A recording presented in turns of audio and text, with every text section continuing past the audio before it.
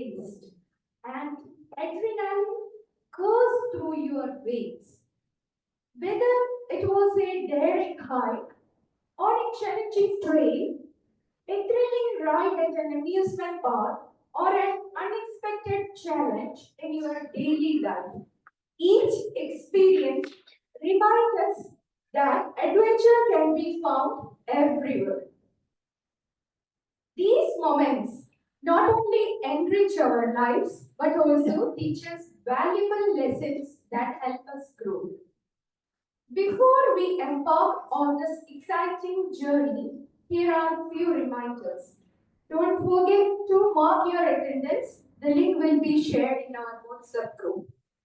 Kindly refrain from discussing topics related to sex, politics, or any religion. Please ensure your mobile phones are switched to silent mode to avoid any disruptions. Now, let's set off on our adventure-filled session. I'm excited to introduce a leader who captures the essence of exploration and motivates us all with his stories. Please give a warm round of applause to our President Toastmaster Praboda Saraki.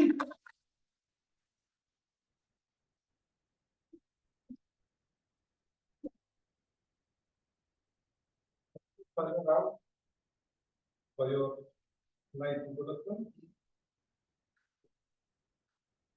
Calling our meeting number 494 to order.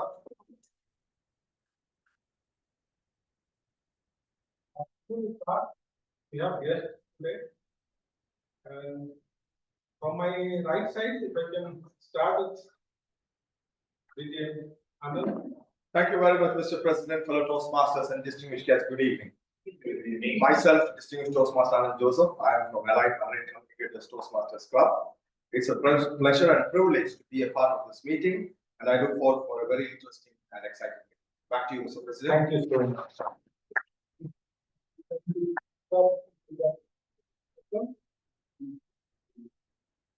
Good evening, everybody.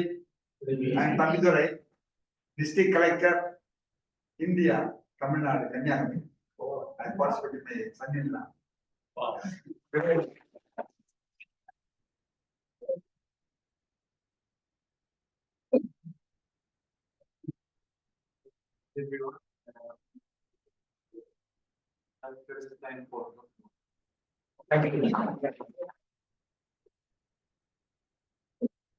He's a Roman from Italy, a technophile at the moment with passion about health and finance. Here in Bahrain, you in Bahrain, and that's it. Thank you for having me. Great, thank you so much for having us. Is there any change in our? Yes. Actually, there's a change in the schedule. The workshop, which was scheduled to start from start after the break, will be before the break. Yeah. And the speeches will be after that. Thank you so much. All the good players are ready. Yes. Good to go. So with that small change, can someone adopt that? I Toastmaster Don adopt the agenda. Thank you so much. Thank you. So today, okay, before I start, let me tell you, WMC Toastmaster is more than 22 years old now, and we got accolades from the district. If I can show all of you.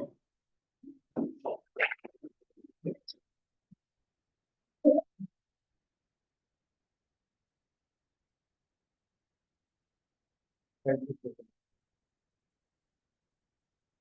Well, today the theme is given by Toastmaster K. Shall I say something about it?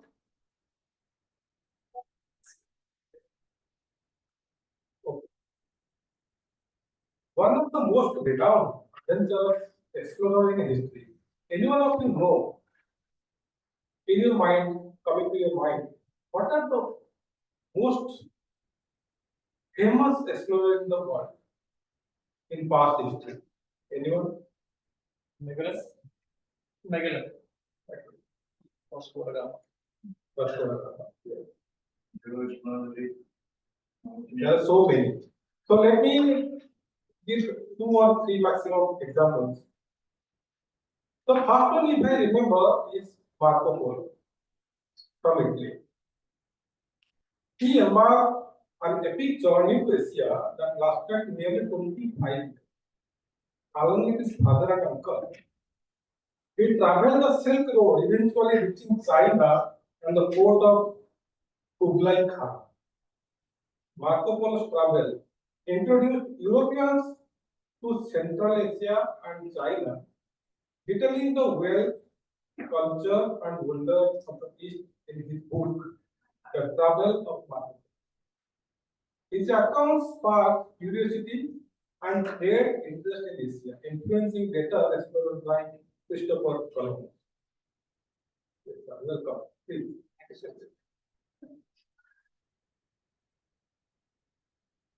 Another most famous expedition in history is the Lewis and Clark expedition, also known as the Frogs of Canada. This expedition aimed to explore the newly acquired Louisiana territory and find a practical route to the Pacific Ocean. The team traveled around over 8,000 miles, faced numerous challenges, including harsh weather, difficult terrain, and food shortage. But navigating the Missouri River, crossing the Rocky Mountain, and reaching the Pacific coast.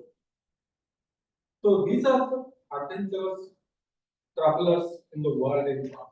Today, many are doing the same. Another famous figure, if I may tell about, is one American novelist, even a short story writer. His name is Ernest Hemingway. He is infamous for his adventurous lifestyle and outspoken blunt public events. In his writing, you can see how dopamine's effect on focus, drive, and motivation fuels his crisp, high energy growth. Each adventure acted as fuel for his story, creating the essence of his work, like thrill, passion, and excitement. There are hundreds and thousands of similar stories in the world. But what about Toastmasters? Is not it raise your dopamine when you are on stage delivering a speech? Yes, it is. Toastmasters International crossed 100 years mark, once founded by legendary Dr. Ralph Smith in Santa Ana, California. Today, it spreads across 150 countries with more than 14,000 clubs worldwide and still counting. One of his quotes, if I may share, whatever your grade or position, if you know how and when to speak and when to remain silent, your chance of real success are proportionally increased. So, let's increase with dopamine and let us grow together. The Toastmasters, let me welcome our Toastmaster of the day. Today, our Toastmaster of the day, who is a successful entrepreneur, joined Toastmaster 2 years back, I think 2 or 3 years back. Wonderful oratorial style with splendid command of language. The division level winner in table topping contest. It seems adventure is his hobby. Who recently did his expedition to Himalayan base camp. Let us hear from him. His dopamine with adrenaline level. Let's welcome Toastmaster K. Jangir.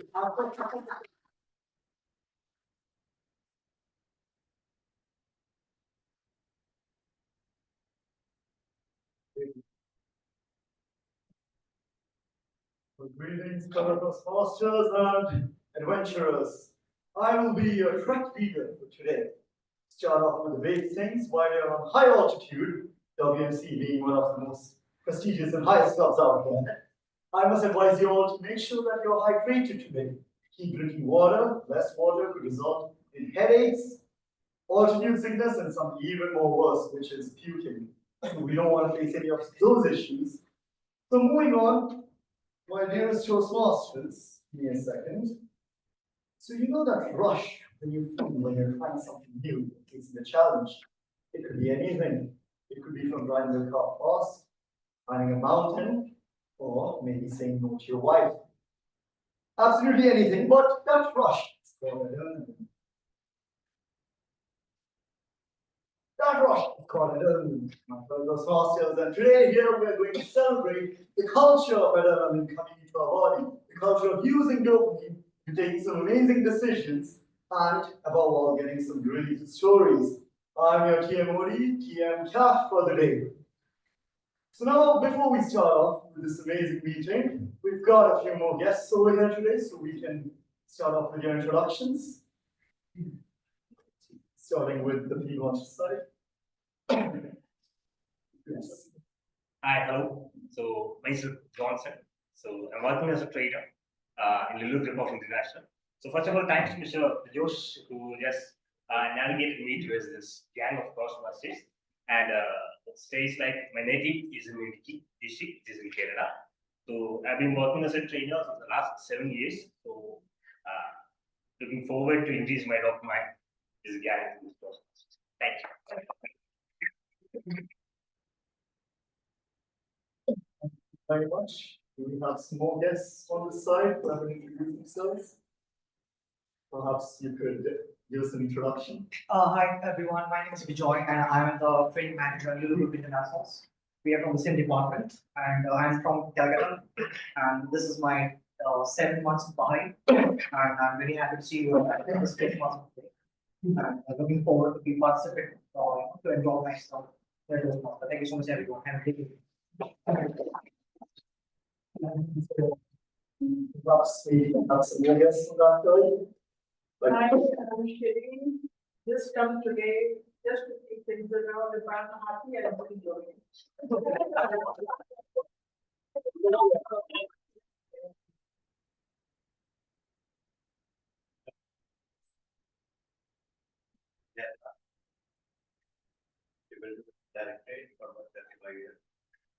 So just I'm happy to.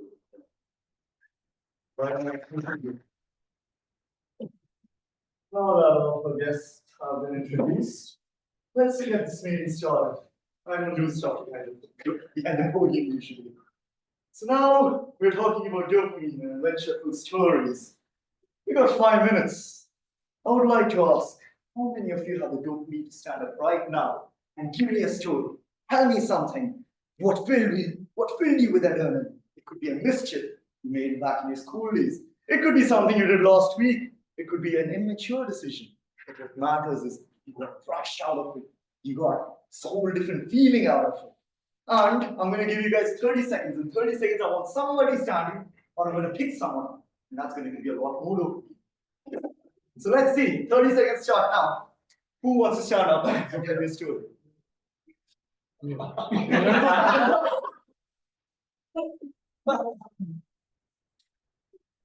Come on, who's going to take the stand? You don't want me picking on people. That's going to be a lot more scary. So,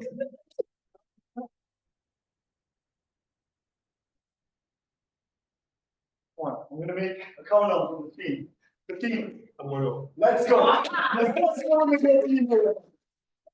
Let's go. I'll give you a different story about dopamine. I was asked to be the Toastmaster today by BBBR. Normally I don't, sorry, BBB education, say dopamine rush, all that. So when I was asked to do the thing, initially I was thinking I should do it, but as the days progressed, I slowly backed off, putting her in a spot, and then trying to figure out how she's going to work out the whole thing. It's giving me a different bus. By the way, this is the first time I refused to do something. I guess that should add to the rest of it. And now I'm here today. They went forward with the most adrenaline junkie, psycho-minded Toastmasters they could find. We need one more story. I'm going to make a countdown from 10. 10, 9, 8, 7, 6, 5, 4, 3, 2, and 1. There you go. I'm going to pick on you. Let me see what I'm going to pick on today. Well, I'm going to give a dopamine injection. I think, Mr. Don, the tallest man in WMC. He's up. So, Mr. Don, hit me up with a story. Anything that gave you dopamine or adrenaline. So Toastmasters, there was this one time that I was traveling to Bangalore and I was with my friends, and while we were in this flight, we were having this strange conversation of how life was going to be exciting in India. And my friend, it's weird that I keep having friends like these, because in the last story I said about this, that friends keep challenging me about my ability to go talk to a random stranger, and it's usually a girl.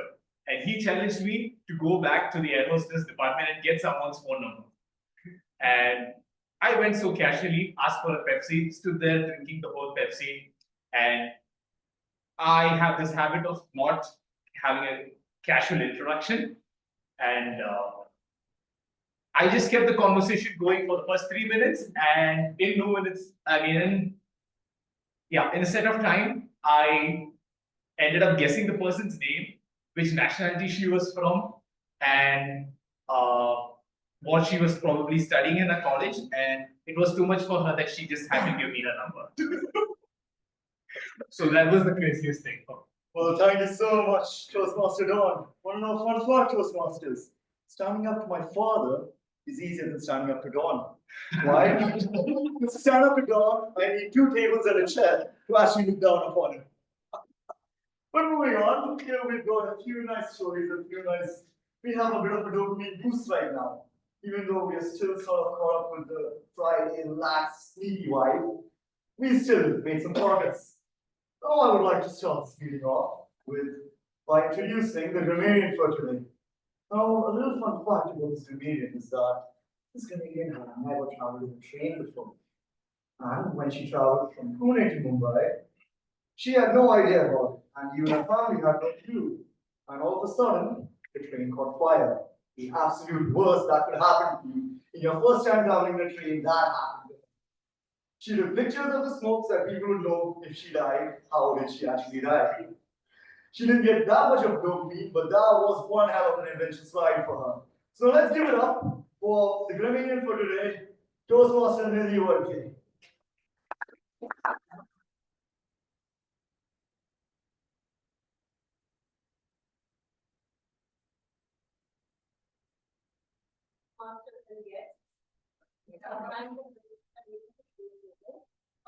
Adventures are thrilling experiences, and that takes us out of our comfort zone and fills us with excitement. That brings me to our first word of the day, which is exhilarating. It's an adjective that means making someone feel thrilled, excited, or energized. So, for example, you can say delivering a speech to a captivated audience is an exhilarating experience. Now, we know that adventures often bring unexpected twists. So, on that note, I am introducing a bonus word for the day, which is euphoria. This now means a feeling of intense happiness or joy, like the bliss you feel after achieving something great. For instance, finishing her first marathon gave her a feeling of pure euphoria. As a grammarian, I will be listening carefully on all of the language used today. My role will also be to note memorable words and phrases and track who uses exhilarating and euphoria in their speeches. And I will give my report when called for by the general.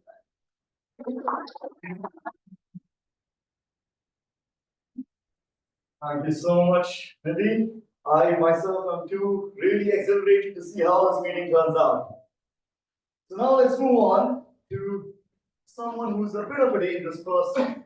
This person does not look for mistakes in your speech. Does not in fact look for words which you misspelled, but looks for the amount of times you said and this certain person, the most adventurous thing he's ever done was going for a solo bike ride in India from Bangalore to Mysore. Got quite a few riders here, and later on towards the meeting, I would also tell you about a horror story about a bike done by a certain Toastmaster of ours. Now, this Toastmaster believes that he didn't get that much of dopamine, but the adrenaline was worth the speed. Let's move on and call upon the scariest role player of today, the Arc Counter, Toastmaster Don Salmon.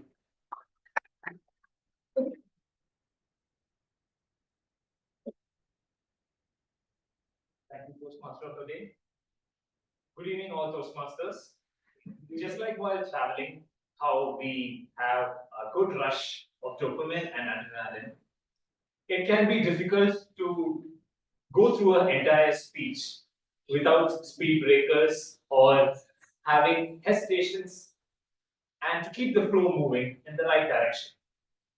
As much as it is hard to keep everyone on their toes and excited to what you say, it is equally hard to keep not stuttering to what we do. So my role today is to make sure that you do not hit much speed breakers and you keep the flow as good as possible. I will be counting the number of times you go for the words like and pauses and fillers.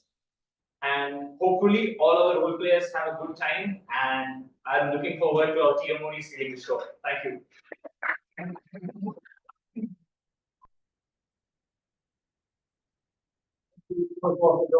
Don of WMC. Don, my fellow Toastmasters, I realized the value of time when I was up there on the mountains. A little fun fact about me is I hold a record in WMC. Any guesses about what the record is? On time. You guessed it. Since the last 1.5 years, I have held a record of always being late. As a matter of fact, I almost gave the VP at a heart attack. I was late by 7 minutes. But moving on, my dear Toastmasters, I realized the value of time when I was on the mountains. I was on a hike, and we had heard reports of groups retreating from the hike because apparently the weather had gotten so bad that there were 3 deaths, and people literally want to continue with this. So naturally, the first 3 days were easy, and after the third day, you have to start trying passes. Passes are basically, you might have seen mountains like this. So they are the extreme top part of the mountain, going all the way up and then coming all the way down. That's what you call a pass. So when you're climbing a pass, even the slightest of wetness could lead to you falling, and there's no chance for your porters or horses to climb. So now track leader was obviously like, so here we have 3 people have died, I think.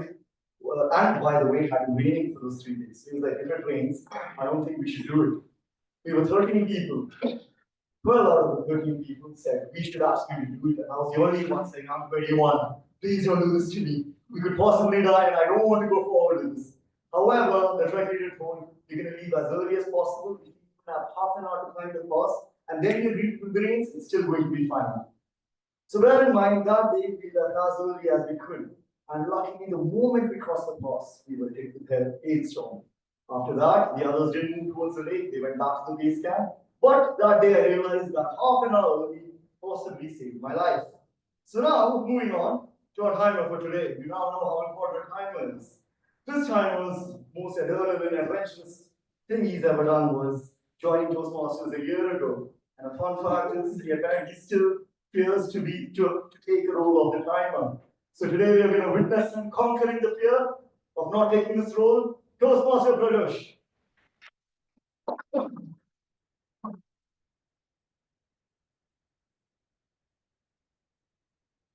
Good evening, fellow Toastmasters, and yes, wish you a very happy Diwali. And my role as a timer is to monitor the time during the prepared speeches and evaluations. At the end of the meeting, I will report the times of each participant, helping them to know if they delivered their presentation within the allotted time. The time allotted for prepared speeches for Toastmasters Dr. Sitara, 5 to 7 minutes. At 5 minutes, I will show the green back. At 6 minutes, I will be showing the yellow back. And at 7 minutes, I will be showing the red back. And continue until the speaker finishes. Time allotted for Emmanuel Williams is 8 to 10 minutes. At 8 minutes, I will be showing the green. At 9 minutes, I will be showing the yellow. And at 10 minutes, I will be showing the red. And continue until the speaker finishes. For both, 30 seconds grace would be provided. For evaluation speeches, the time allotted to Toastmasters Ida and Toastmasters Anita Kumari is 2 to 3 minutes. At 2 minutes, I will be showing the green. At 2.5, I will be showing the yellow. At 3 minutes, I will be showing the red until the evaluator finishes. We also have international speech contest workshop. For that, time allotted is total 35 minutes. And at 25 minutes, I'll be showing the green. At 27, yellow, followed by red at the 30th. There will be 5 minutes for the question answer round. And I'll give my report when the general evaluator calls in the end of the week. Thank you so much.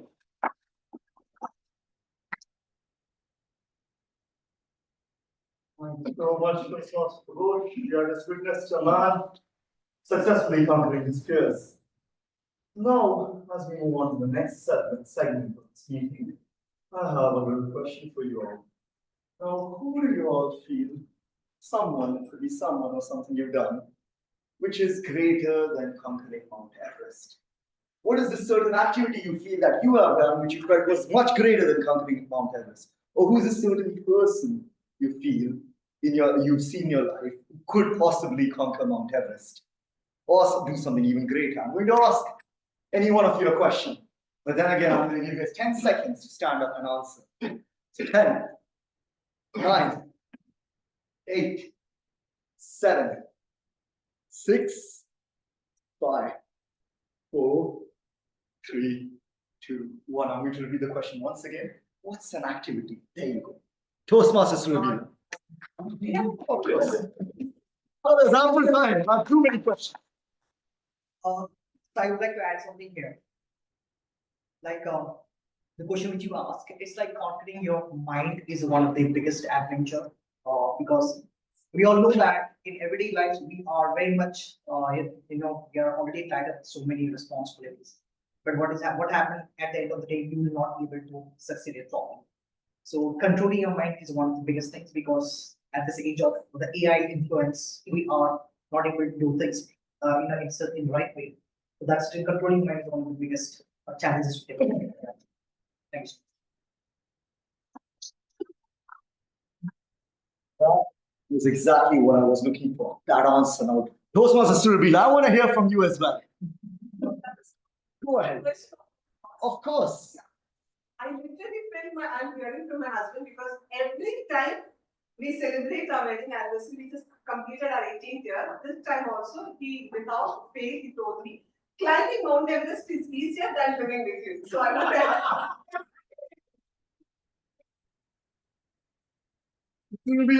Toastmasters Surabhi is greater than Mount Everest. That's what we've all learned today. I would like to ask a guest as well. Perhaps you, sir. What is an activity you feel is greater than conquering Mount Everest?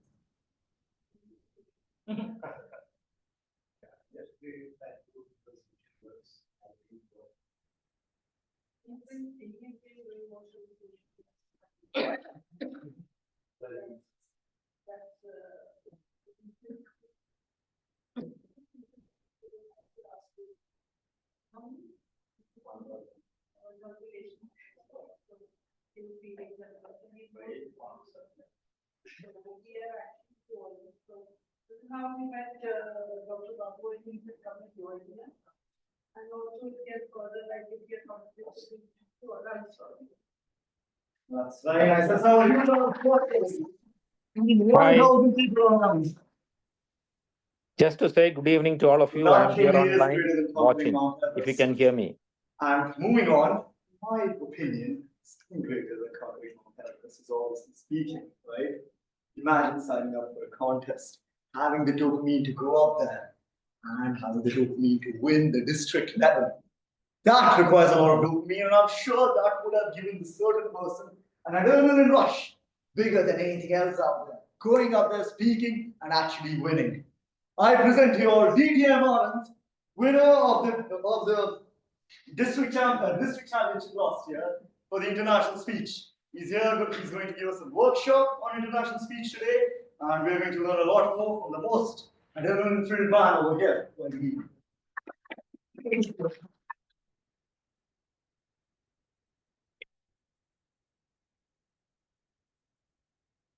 Do you aspire to dream? Yes. Well, let me tell you, start dreaming from now and keep dreaming.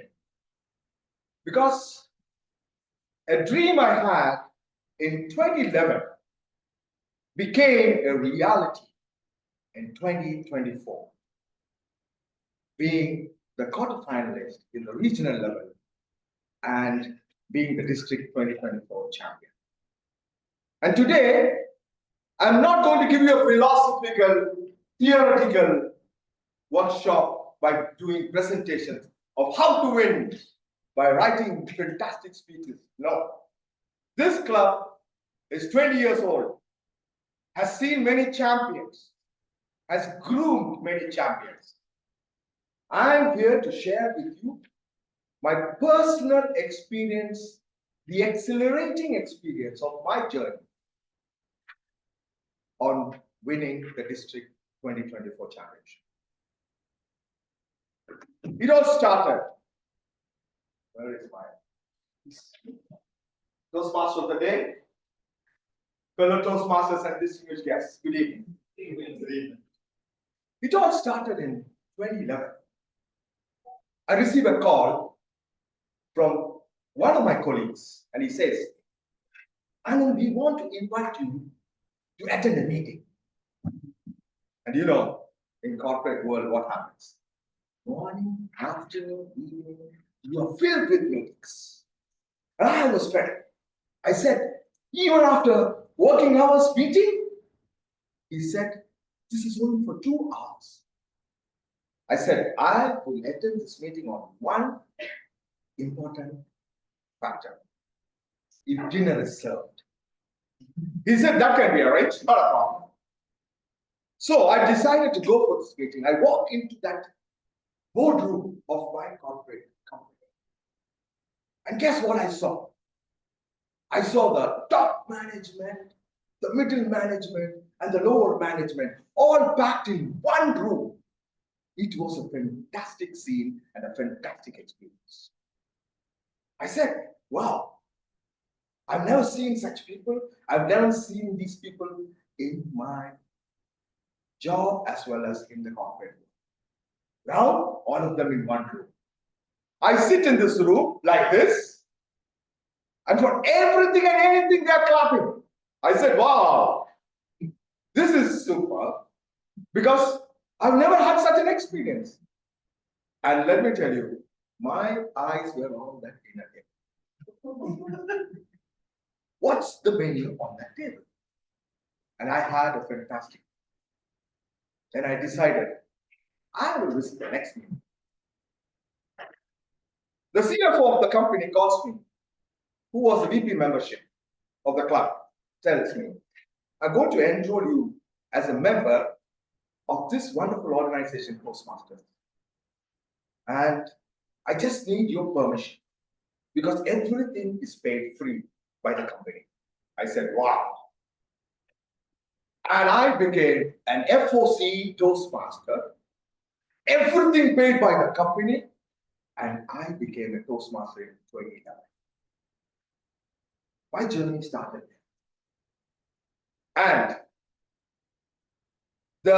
at that time, it was not the division or the area director, it was the governor.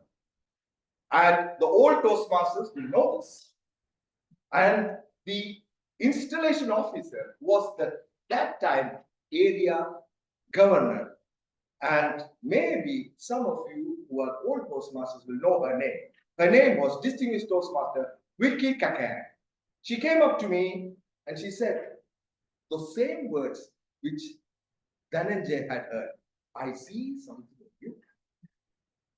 And she said, you should finish your 6 projects and start contesting. I said, well, This is a new experience for me. And I finished my 6 projects. She pushed me into contest. I went out there, miserably failed. Literally miserably failed. I did not know what is the international speech. I did not know what is table topics.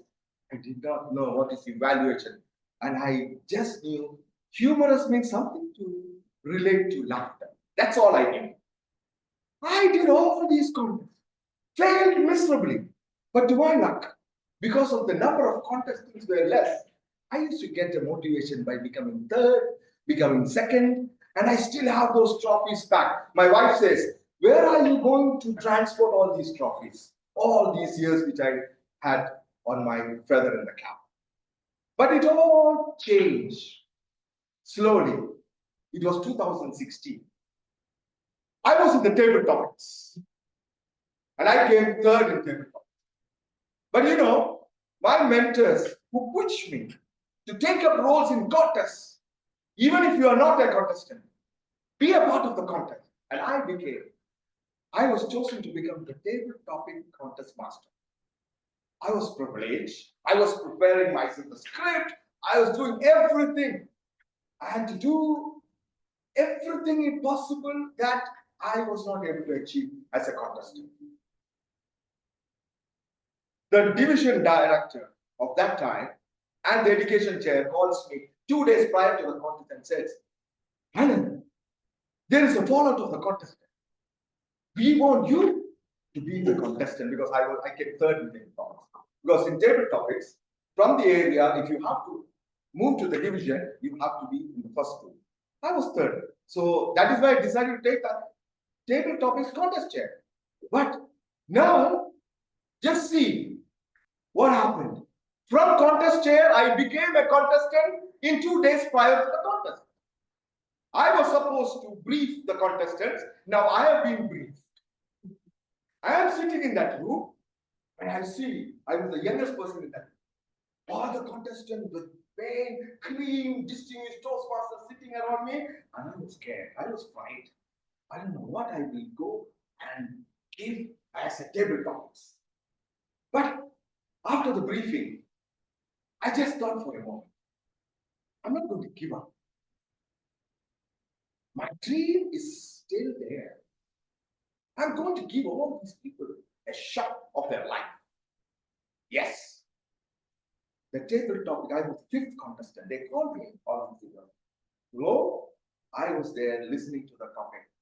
And let me tell you, ladies and gentlemen, the topic I received was something which I was going through. I was going through a rough phase in my official job, official workplace. And I was able to relate exactly into that topic. I went there, I gave the table topics. And I tell you, all these cream people who were sitting around me, the distinguished Toastmasters, saw this guy, the youngest one, and they said, this guy is trouble. And when the results came, I became the Division A champion in 2016. That was the first thing which intimated me and inspired me to go further. And I started contesting. In 2016, 1st of October, something very disastrous happened in my life. I met with a very devastating accident, falling 12 meters high. Will you believe? I fell 12 meters high. And I was admitted in Salmania Hospital in that 24 hours. Emergency. And you know, the doctors who looked at me and said, son, you are a very lucky person. God has taken you in his arms. You know, a person who usually has met with such an accident usually goes in a coffin or is a vegetable throughout his life. And the doctor came to me and said, with so much of curiosity and pain, I asked him, Doc, when can I start walking? He told me, you shall start walking in a year's time. I was shattered. I thought my Toastmaster dream is finished then. But after a year, when doctor said 1, Here I start walking. I started walking in 6 months' time. Once I was back on my feet, the first thing I said is, you have this dopamine in your blood. You will go hunting for Toastmasters Club. I went to a Toastmasters Club. I loved the club. I loved the atmosphere in the club. I joined Toastmasters. That was in 2017. I restarted my journey. I went for the first contest. It was a wonderful experience. And I was just thanking God. I said, God, you have put me back on track in Toastmasters. And let me tell you, it was 2023. In 2023, again, by default, I became the Division C table topics champion. I'll tell you how it began. I am still wondering how I became the Division C table topics champion. And I'll tell you something. This is the secret which happened. My mentors, and I want to place on record these two mentors, distinguished Toastmaster Manjula Nagendra and the distinguished Toastmaster Nagendra Sitaram, the couples, who I never knew that table topics was so easy. I just knew that table topics is something you walk onto the podium, listen to the topic and speak. This was everything which I knew throughout the years. They made me practice 150 table topics. Would you believe? In a span of 2 weeks, I was attempting 150 table topics preparing for 2023 district table topics contest. Would you believe? But today, I can tell you concretely that helped me in 2024 for my preparation for the international speech. And interestingly, I was not ready to contest in 2024. Again, my VP comes to me and said, Anand, we do not have contestants. Please come and contest for our club. I wrote a speech the previous night. I took out an old speech from my archives, I compared it, and I thought that the old speech is better. So I just made a little alterations in my speech, went there and gave my speech in the club. And fortunately, I proceeded today. It was area contest. My mentors came in front of me and said, Anand, your speech has the capacity to reach to the international level. You need to fine-tune and you need to re-script your speech. It felt funny to me, but I took it positively. And it was area contest. I did my speech, I came second in the area.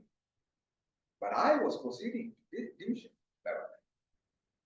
Now things started to become serious. My mentors shook me. They started to script my speech and then said, you need to make these changes. Just 2 weeks before the area contest, sorry, the division contest, I was invited by one of the education head to be the guest speaker in the area contest which they were having. And I said, wow, this is a fantastic opportunity. I should go there and give the test speech. This is a test of my ability. I decided to give my test speech in that area. They had 2 areas and it was a combined contest. And let me tell you, ladies and gentlemen, that was the first time in my life I received 8 wonderful evaluations.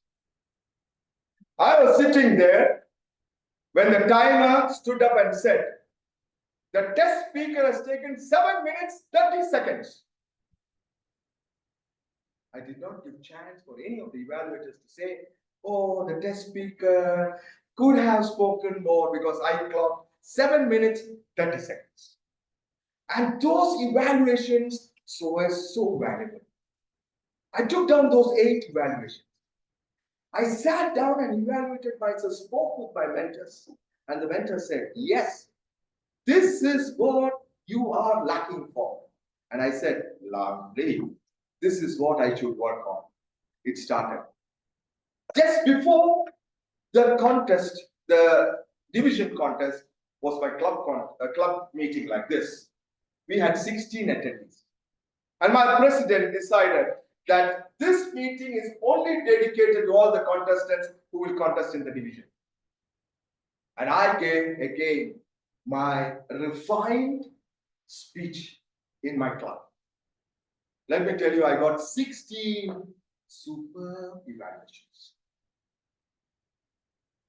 I took those evaluations, and that is where I started work 3 days before the division contest. And when I was in that division contest, I don't know, something that really came into my mind is all those evaluations, beautiful evaluations which I received. I went, I performed, and when they announced my name, as for the first time in my life, my dream was slightly reaching its destination. I became the Division C International Speech Contest Champion. And that was the first time in my Toastmasters career I reached such a level. Then things started to become more and more serious. Every day was a nightmare for me. My mentors used to sit in front of me. We were at the amphitheater. They are asking me to practice. Practice, evaluation, criticism. It was going on. 10, 20, 30, 40, 41, 42, 43, 45 rehearsals in front of my mentors. 3 mentors used to sit like this in different parts, different areas. Each time I start my speech, they say, stop. You need to do this. I start to do this. I was so irritated, to be honest. I was so irritated. I did not know what to do. Sometimes I was angry at them. But then I said, no, this is not right. You need to take things seriously. I had to bring my pride to the moment of humility. And I started to listen to them. We started practicing. I started to float on my speech as if even you wake me up in the middle of the night, I will stand up and speak. This was what they were making and shaping me. And I tell you, when they heard that I was traveling with the previous 2023 champion to Kuwait, and we were going to share the same flat, and we are going to stay together, humorously they said, come on, you are traveling with the champion, and we want you to bring back home the championship. I laughed at them and I said, it's a long way to go. But they said, no, my friend, it's a very short way. Just do what we are telling you to do. And I started to become more and more serious. They said, come on, send me your final draft of your script. I sent them I emailed them the final draft of my script. And 3 days prior traveling to Kuwait, my mentor sent me the final script of my international speech. I was excited. I opened the document. I go through the script. The whole script has changed. The whole script has changed. I called them up and I said, are you joking or are you serious? They said, just follow the script and deliver your speech. I said, I am not a magician. In 3 days, I'm traveling to Kuwait. You want me to deliver a district level speech of a complete different script in 3 days? They said, you have to do it. You do not know how you do it, but you do it. And I started to have my next set of rehearsals with them. It was disaster. I was sweating. Sweat was flowing. I was not able to focus. They said, focus, because you should see your dream come true. Focus. And I started focusing. And we traveled. I traveled with the champion. We come to the district conference.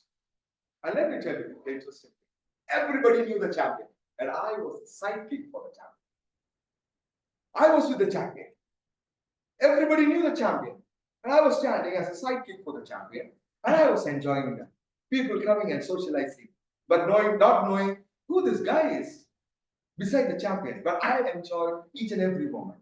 And I tell you, on the night before the contest, my next mentor who was there in that place, distinguished Toastmaster Ahmad Rizvi, comes to me and said, Anand, you remember the new script? I am here to witness that script. I said, that's my biggest challenge. And he said, come, let's go for a walk. He took me on to that stage. We literally went on to the stage when everybody finished their dinner and was going back home. I was with my mentor positioning my speech on that stage. Let me tell you, that was the most interesting experience I ever had. We literally positioned the speech on that stage, which I was going to deliver my speech the next day. And we went back home. I was going back home with the previous champion. We exchanged some wonderful words. While I was coming up, I met somebody from Kuwait, whom I never knew. He said, oh, so you are going to speak next tomorrow for the international speak? Oh, what's your name? I said, my name is Anand. Oh, then the champion said, he is also a champion speaker. I said, okay, fine. So he told me one thing. Before you go home, watch 2 winning speeches on international level and then go to sleep. I went that night, watched Mohammad Kaltani's winning speech. And as usual, his accelerating performance was so much motivating for me. Then I watched Dhananjay Naidu's winning speech and I slept. Next day morning, the champion comes, knocks at my door and tells me, come on, let's make a room in the hotel lobby where we were having, and let's start practicing. While I go for my morning needs, you practice. While you are going for your morning needs, we will practice. Both of us made in the room a stage and we practiced. It was beautiful. That practice was the last practice I did on an imaginary stage. We shook hands together. We had breakfast together. And I followed the champion to that wonderful day and the most important day of my life. And for your information, I was the 9th speaker.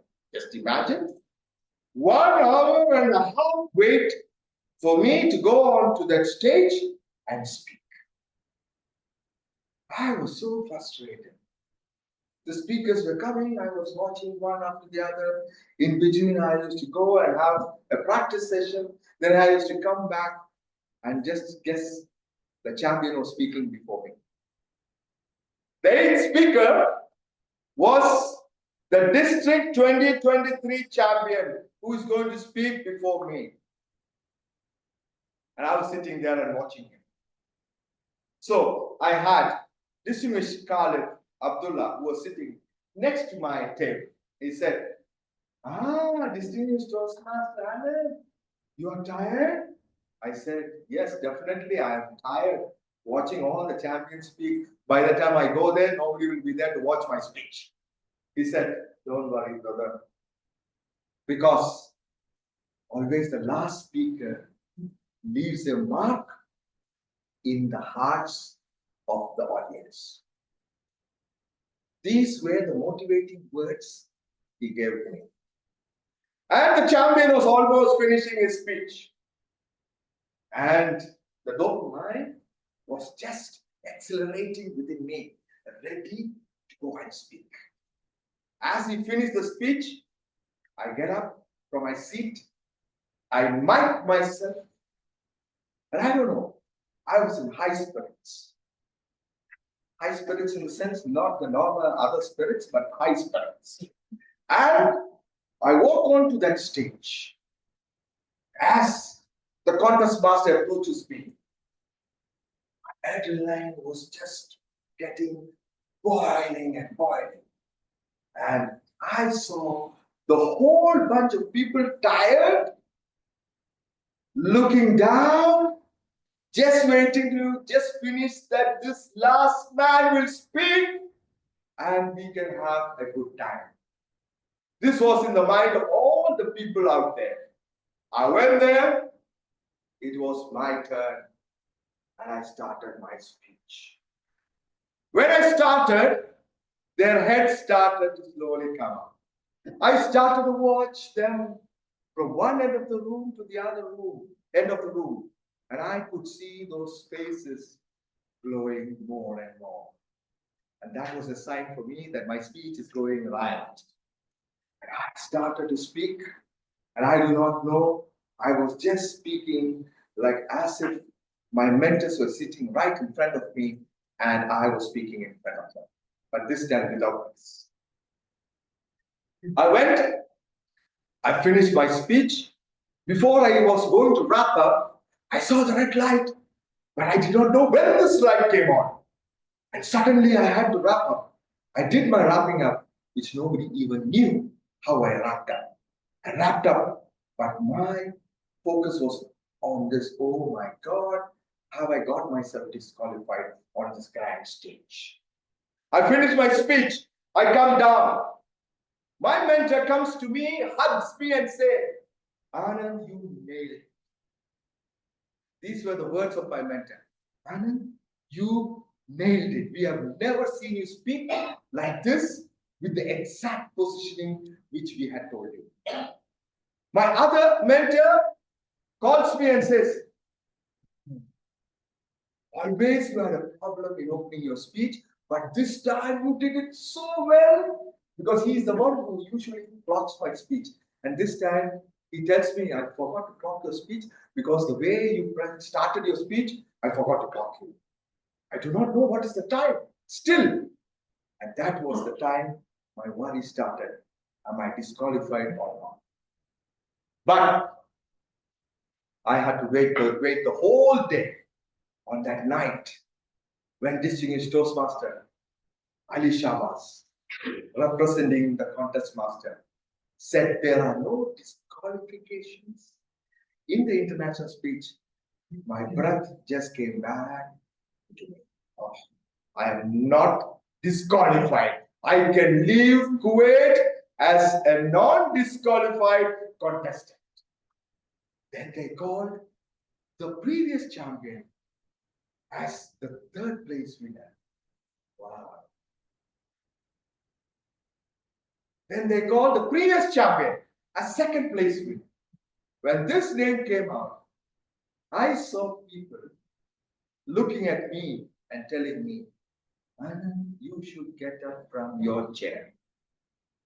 I said, are you all gone out of your mind? They said, wait and listen to the name. And he called my name. The new district champion of 2024, Anand Joseph. That is where the dream, which I was still dreaming, came to a reality. Ladies and gentlemen, I tell you something. All these years, I never knew the value of mentors. I thought I can do everything myself. However seasoned speaker you are, however wonderful speaker you are, I tell you, I can be a concrete example that without mentors, you cannot make it to that big stage. This is my personal experience. I concretely tell you. Winning speeches are not something which you look in the YouTube and do. It's something which comes naturally through your mentors and your mentorship. And always remember, being a champion is always good. But behind, you need three things. One is to be humble, to tear out your pride, Because when you get evaluations, it's not going to give you a good time of your life. You need to take evaluations, which is critical also. Sometimes you might be frustrated, but humility wins you that crown.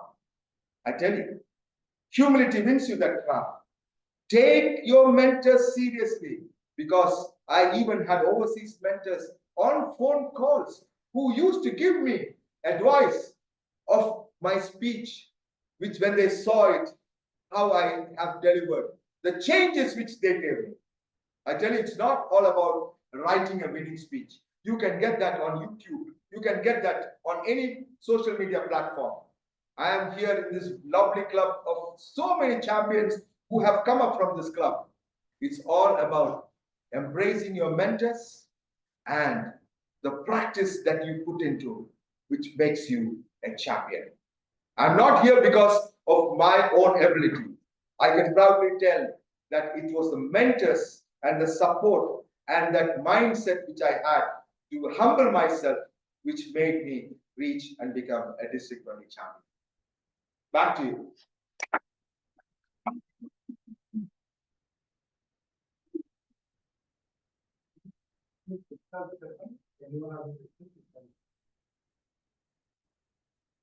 I'm here to take questions, please.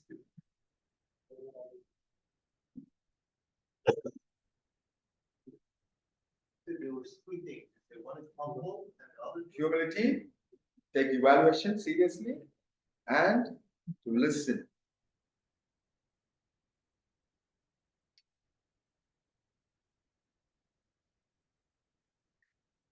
Based on everything you've told here, could you say that speaking is no less than Olympic sport?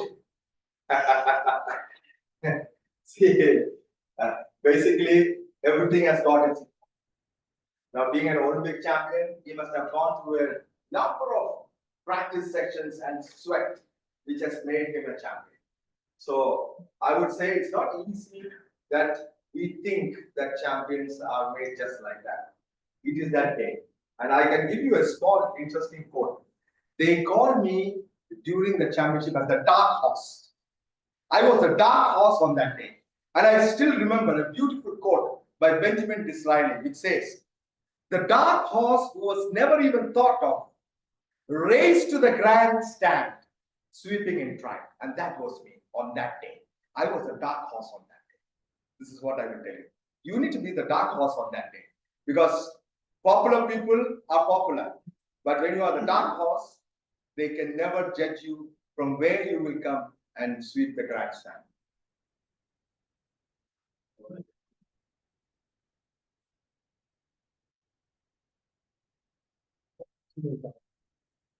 You practiced all along, and just 3 days before the contest, you had to change your whole script.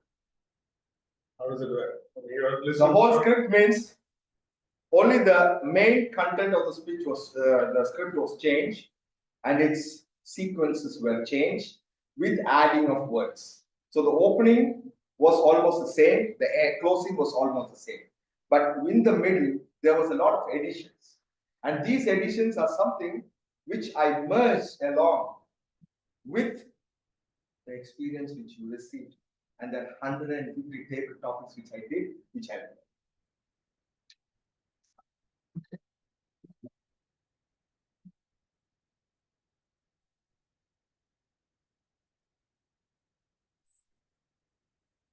Not everything the champion walks into the club just like that. I think that's all right. Thank you so much.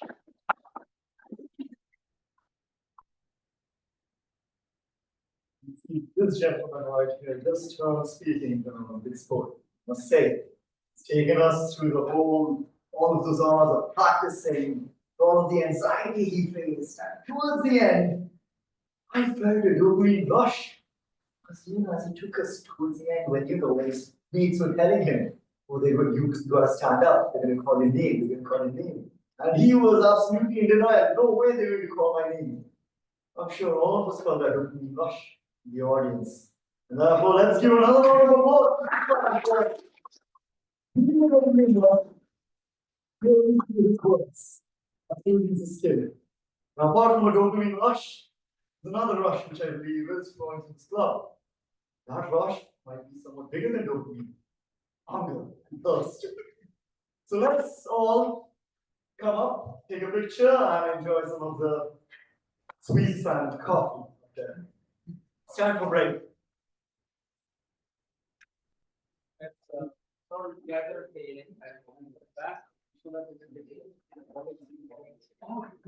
Thank you, sir.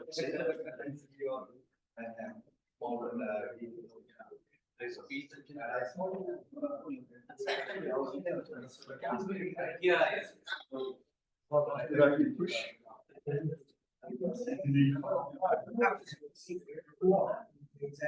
I mean, I didn't even.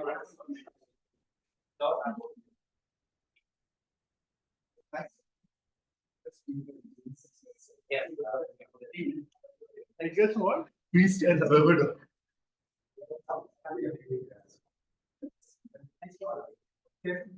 Sure. But we should have.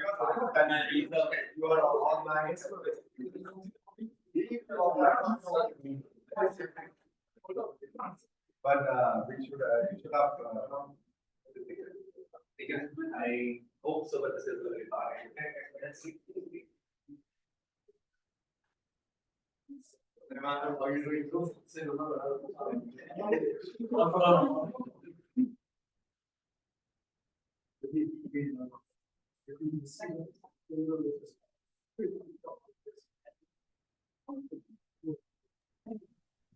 Hi, Prabala, can you hear me? Can you hear me?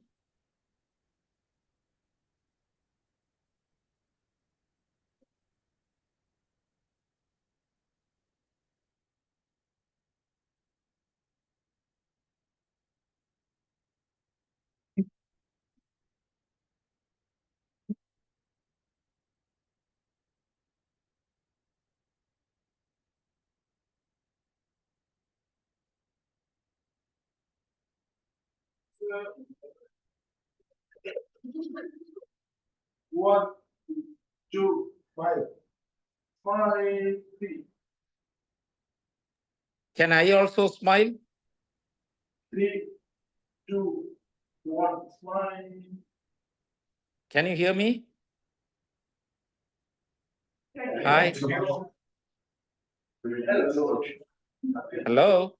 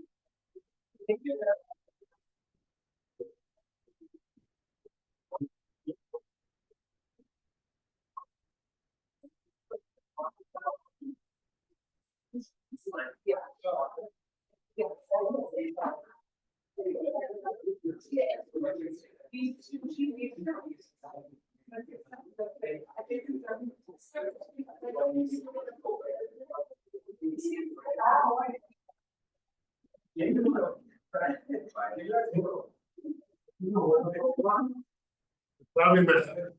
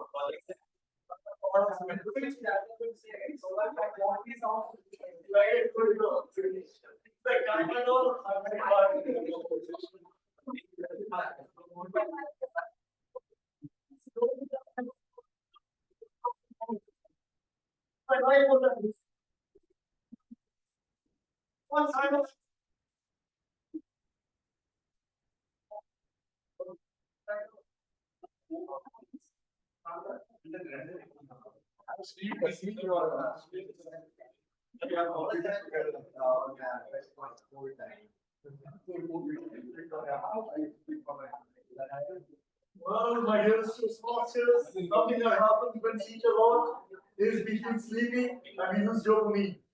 So I request you all to stay seated, grab the food, and let's get back on this trek.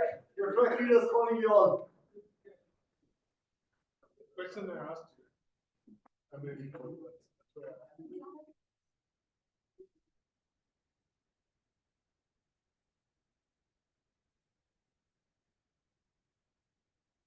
Too much of globally, what have you?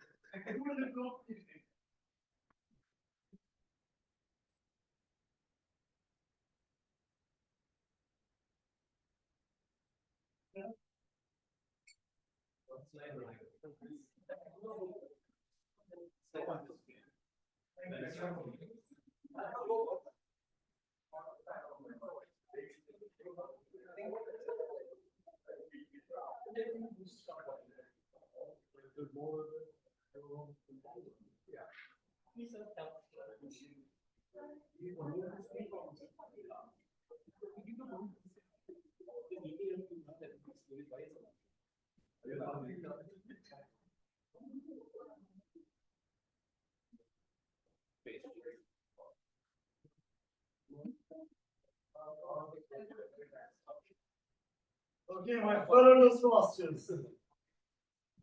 We are back on this trek. We're going to resume our journey.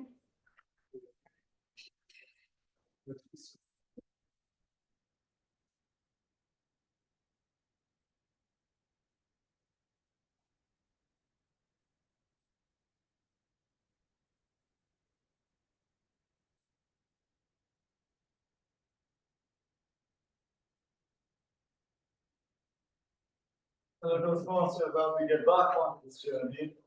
I know some of us may be feeling a bit heavy here. So let me give you all a little bit of a dopamine injection. So this dopamine injection, of course, it's not going to be like the other stories you heard. Nothing as great as those. Maybe you might not sleep tonight after this injection. That's one of the precautions. So it was all bright sunlight, and I was running along with my mates as fast as I could. I was looking back, just kept running and running. Oh, my friend, come fast, come fast. They go, wait for me. What was it that led us to run like this quick? You're obviously running away from something. The night before that, I was in my building. All of a sudden, some old person that I knew back when I was in first grade, I didn't know how that person came into my life again. It was a random person. He started to murder my friends. Are you all with me? A random person who I knew in first grade started to murder my friends. I naturally got very scared. And this person showed up at my house. I immediately started running for my dad. Dad, where are you? Pops! This person is getting closer and closer. And all of a sudden, notice I got into something. I started panicking even more. I continue screaming for my dad. I'm trapped. I'm trying to let go of my arms. I don't know what I'm trapped up in. Then I see a little zip. I start pulling it out. I get up and I see all yellow around me. And I just sat there and I was like, where am I? I'm trapped in a little yellow capsule. And after a solid 10 minutes, I realized that what I had was a nightmare, and what I am in right now is a tent in the middle of the mountains. And after that, I started to think, I'm in a tent. Why did I ever come into a tent? Did I really go for a trek? What is real life? Is the dream reality? Or is my current presence inside this yellow tent reality? After a solid 10 to 15 minutes, I realized that, oh, I just remembered I am on a trek. And yeah, all of this happened, and for a minute, I lost sense of reality. And that was perhaps one of the most realistic nightmares I had ever had. But that's not the scary part. The next morning, I woke up a bit late, obviously, since I couldn't sleep. And my trek mates too had woken up, and I told them, I had the worst nightmare last night. And one lady was like, oh, I had a terrible dream too. There was a couple. We had a terrible dream too. From behind there was a tent. There was an English backpacker. He zips up. Mates, I had a terrible dream as well. We started looking at each other. And then we looked at the lake. And then I asked my track leader, all of us have had a nightmare. This can't be a coincidence, can it? And he told us, well, when you come in front of a lake, you have to expect things like this. That led us to run as fast as we could away from that lake. But moving on, still going injection. We're going to move on to the most fun part of the meeting, the education section. And as I would like to call, before calling on the speaker, I would like to call his evaluator, Toastmaster Dita Krishna. Before I call up on the stage, something that gave her dopamine was when she lost her only son in a crowd. That could be a very scary experience for the son as well as her. And finding him in the crowd was one of the most memorable, adventurous things she had ever done. And she even says the adrenaline rush seemed to give her an RIP tag forever. That's how breathtaking it was. I call upon our evaluator for today, Toastmaster Dita Krishna.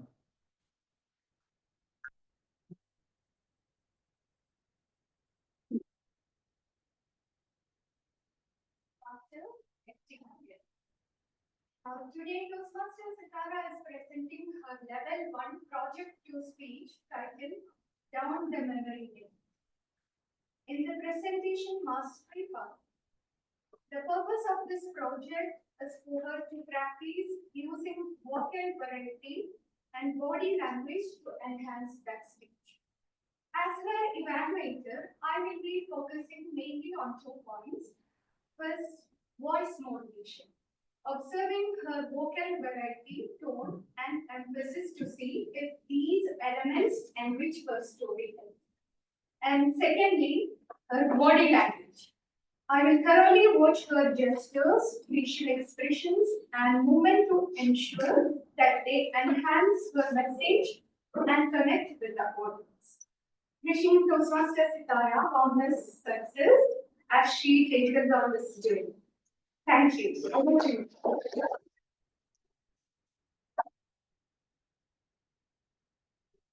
Tara, she's a dermatologist, a very successful lady, and she drives an amazing Audi. Well, ladies and gentlemen, let's call upon our speaker, Toastmasters Tara Sridharan, with the speech title, Down the Memory Lane.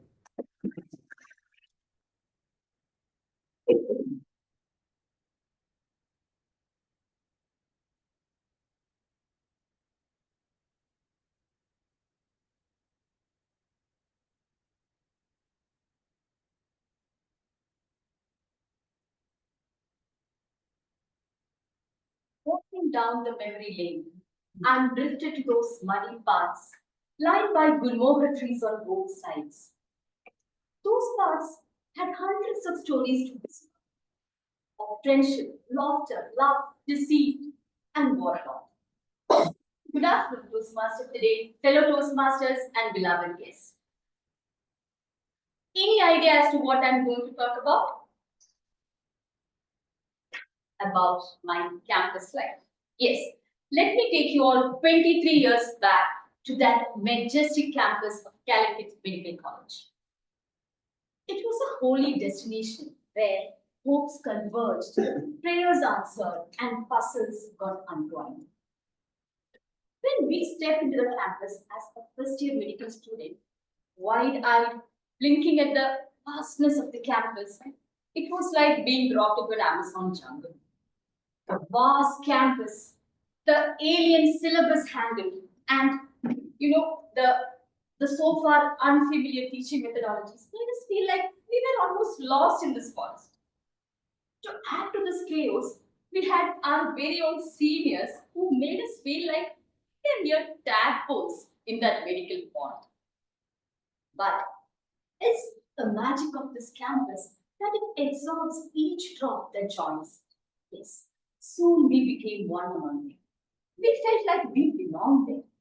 And the classrooms, corridors, and the walkways laid down our stories as well. To list my entire campus life would be like trying to cram a whole entire textbook into a Twitter thread. So, let me focus on those magical evenings spent roaming in the campus and Our Lady's Hostel.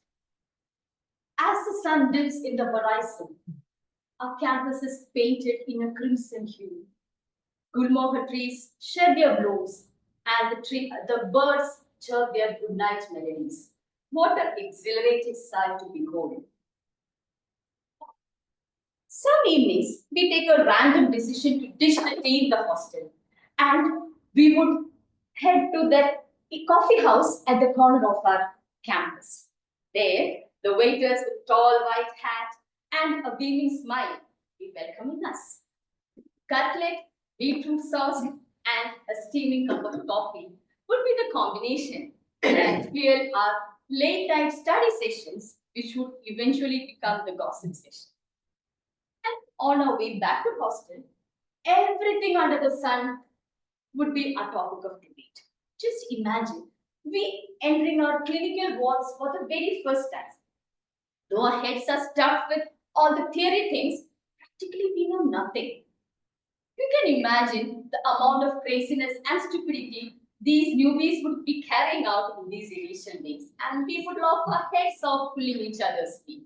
We would not spare even our seniors, teachers, and even the senior most head of the departments. Wait a minute.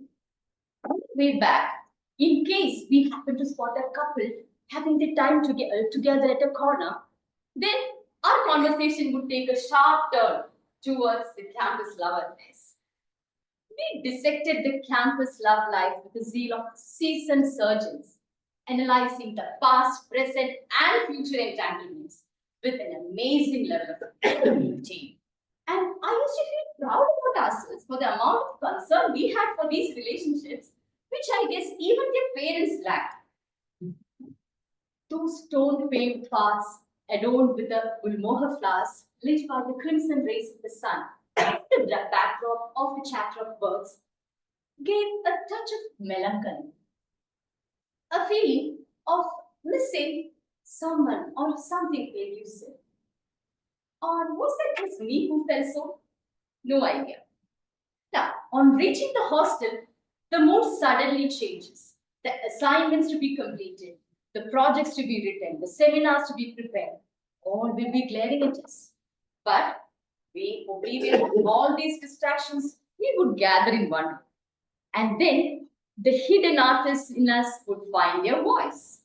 Malayalam, Tamil, and Bollywood songs would flow relentlessly from our strained throats until our seniors from the neighboring rooms would show their warning faces.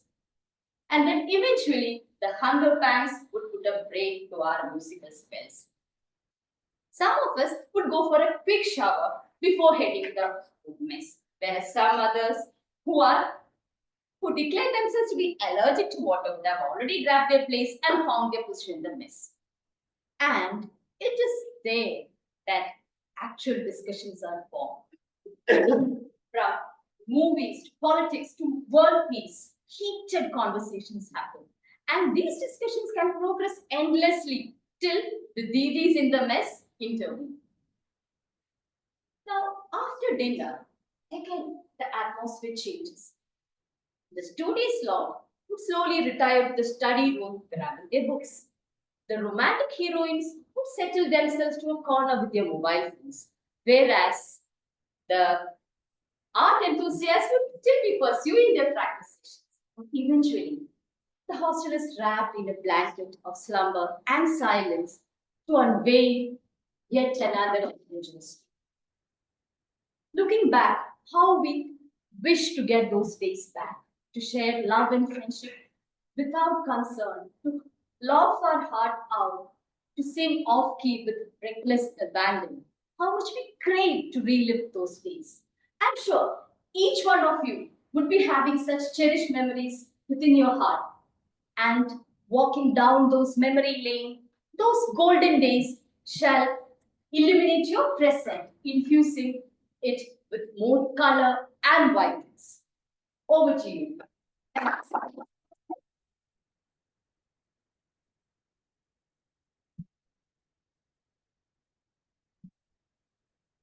Now, ladies and gentlemen, that's how you do a speech. That's another round of applause.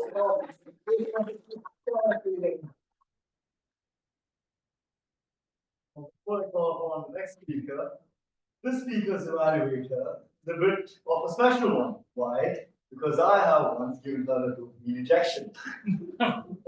How did I happen to give her a dopamine injection? You may ask. So I was supposed to give a speech. I backed out last minute. Last minute because I wanted to go to the mountains. And all of a sudden, now it was all upon her to give a speech instead of me. So she was filled with a lot of dopamine, a lot of nervousness based off of the she gave her speech. And then she gave another speech based off of the experience I put her through of giving her first speech. So, ladies and gentlemen, today is officially her third speech, and I would love to, her third time being an evaluator, her first time being an evaluator. I would like to call upon Toastmasters Kumari wants to as the evaluator.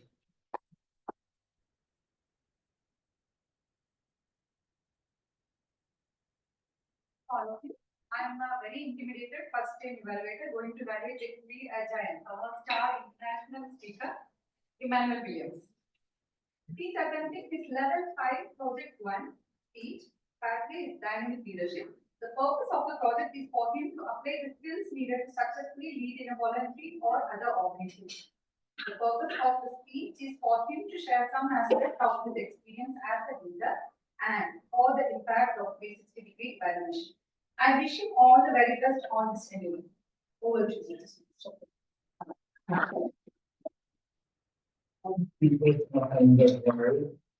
Now, before I call on this next person, I would like to tell you, he is the definition of dopamine. When he speaks, you feel dopamine running through your veins. He's a champion speaker, the CEO of the company, Emmanuel Williams, and he's a speaker by profession. I would like to call upon Toastmaster Emmanuel Williams with a speech like one side. Let's go to the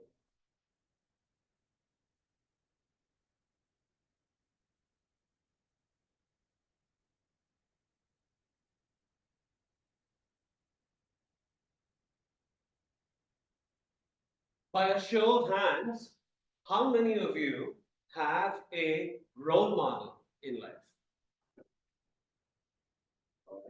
How many of you, by a show of hands, think that you had your role models were really perfect?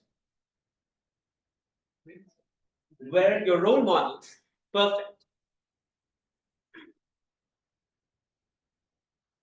Okay, by a show of hands, how many of you had your parents as your role models? Fantastic. Thank you, ladies and gentlemen. So this evening, I'm here to actually tell you, how do you imbibe qualities from other people pertaining to leadership? Good evening, fellow Toastmasters, my respected evaluator, Toastmaster of the day. I'm going to talk to you about why one size does not fit all. If I were to give you a garment or a piece of apparel and ask you to try it all, or if you would go into a trial room when you buy clothes in a shop, you are bound to try that before you actually buy that. Why do we try before we buy? Right? If we are so careful in terms of choosing a garment that really fits us, how careful are we in choosing styles that actually are adept to manage people? My pathway is about dynamic leadership, and I'm going to talk to you about why one style of leadership cannot and will not and should not fit everyone. So leadership is about managing people, and people come in various sizes, shapes, and not to mention complexities. And unfortunately, no one, or rather, the very, very few people who actually tell you how can you lead people. How many of your organizations actually, let me ask you, invest a certain amount of money and tell you that we will teach you how to manage people? We all go to universities, we go to colleges and schools, and everywhere we learn to manage books, we learn to manage equipment, we learn to manage patients for all the doctors who sit over here. But has anyone told you how to manage a complex person? Or have you got a degree in how to manage complex people in your life? Because people come in various shapes and sizes. And that is the biggest challenge in today as well. Because what I want you to understand is one kind of leadership is not going to help all the people that you want to manage. If you have a sibling, or if you are a parent and you have 2 children at home, do you have the same approach to both your kids? Or to all your kids? Or did your parents have the same approach to you and your sibling? So why do we think that one manager knows how to manage everybody in a team with the same style? Right? So that's exactly what I would like to tell you about, is that something that I breathe in day and day out, as a matter of my bread and butter, is to coach people on how to become situational leaders. So we're going to talk a little bit about leadership styles this evening. I'm going to throw a few figures on screen, and I want you to understand and tell me what words come to you when you look at these famous personalities.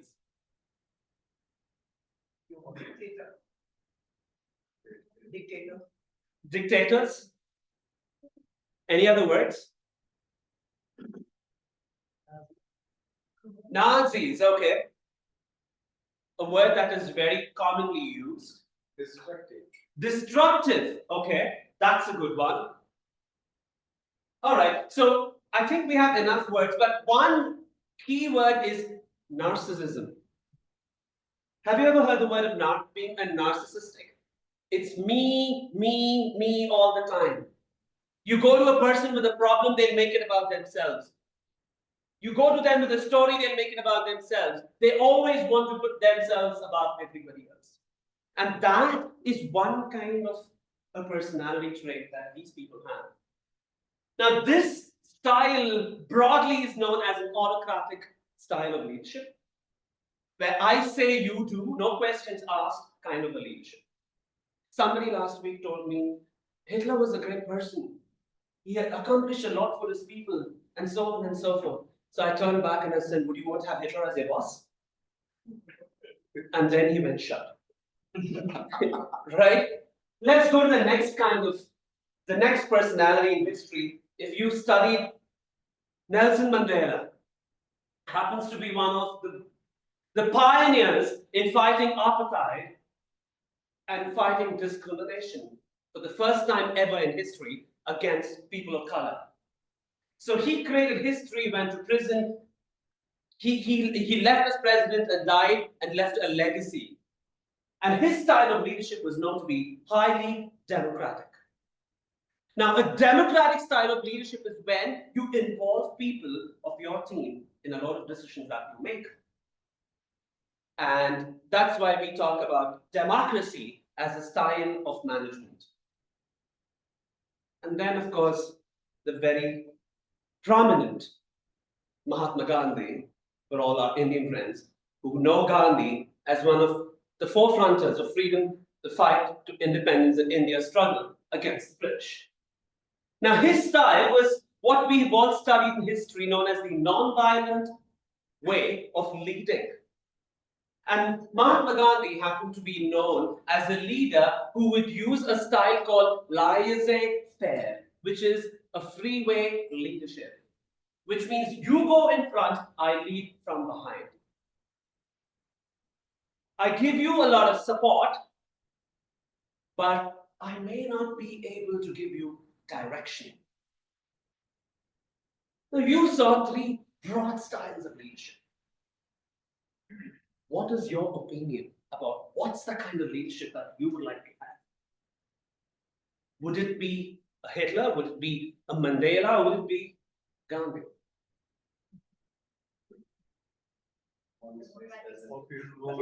Kind of difficult situation, right? Because we all have Hitlers at work, and we have Gandhis at work. Sometimes some people behave like they want to be Mandelas, but they actually are Hitlers within themselves and putting on a pretext in your workplaces. So, I mean, who else to talk about corporate workplace toxicity other than me, right? I mean, I've lived it all my life, I've breathed it. So I'm going to tell you that this is very, very important for us to understand. So then that brings us to the question of understanding, can I be a leader of situation? Situational leadership was a leadership style that was put together by two gentlemen called Paul Hersey and Kim Blanchard. And these gentlemen said, if you are a situational leader, you could dwell in 4 quadrants. The first one is directing, where you give a lot of direction. The second quadrant was coaching, which was S2, which is high in direction and high in support. The third quadrant was about just support. The fourth quadrant was about delegating. A lot of people give you work, work, work, but no support. So if you look at this, there's a perfect graph online. Unfortunately, I will not be able to give you all of that in one shot due to paucity of time. But I am exhilarated to have been standing in front of you and presenting situational leadership. And my objective is to understand whether I can be a leader. I have been a leader for the past several years, running an enterprise of my own, and that's exactly why I qualified to do my project at this point in time. And as you would know, great leaders create more leaders. That's the leadership lesson that I have learned. And what I have learned is not to repeat the mistakes of the past. Now, if you are a parent, you often would look at your child and say, well, I don't want to be the kind of parent that my father, my mother was at this point in time. You never give up on your parents, but you know they were not perfect role models all the time. They had their imperfections. And that's exactly what you look at a toxic boss and say, I don't want to become a boss of that. Now, that is what is called as intergenerational pattern-breaking leadership. So with that, ladies and gentlemen, I have accomplished my project, and I leave you with a thought that are you ready to be the situational leader that you want to be, or that you need to be? Thank you.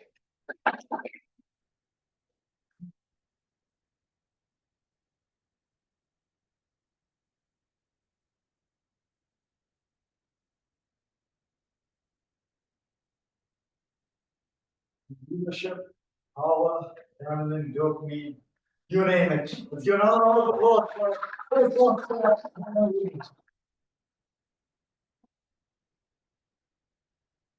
So, my fellow Toastmasters, before we start this meeting, while we were in the planning stages, we had a little competition on the WhatsApp group where people were required to give their best adrenaline story. We had 3 entrants, Toastmasters Sukumar, Toastmasters Ken, Toastmasters Kumari. Since there were just 3, I suppose we need 3 more competitors. And therefore, I'm going to pick on 3 randoms. 3 randoms can come up and answer this question.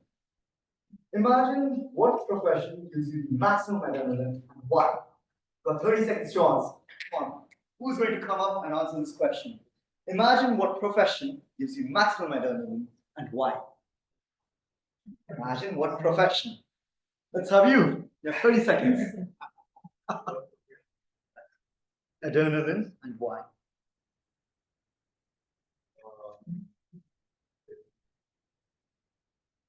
Sports, competition, training.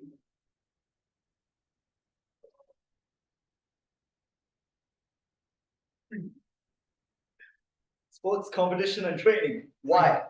Trading. Like Stocks.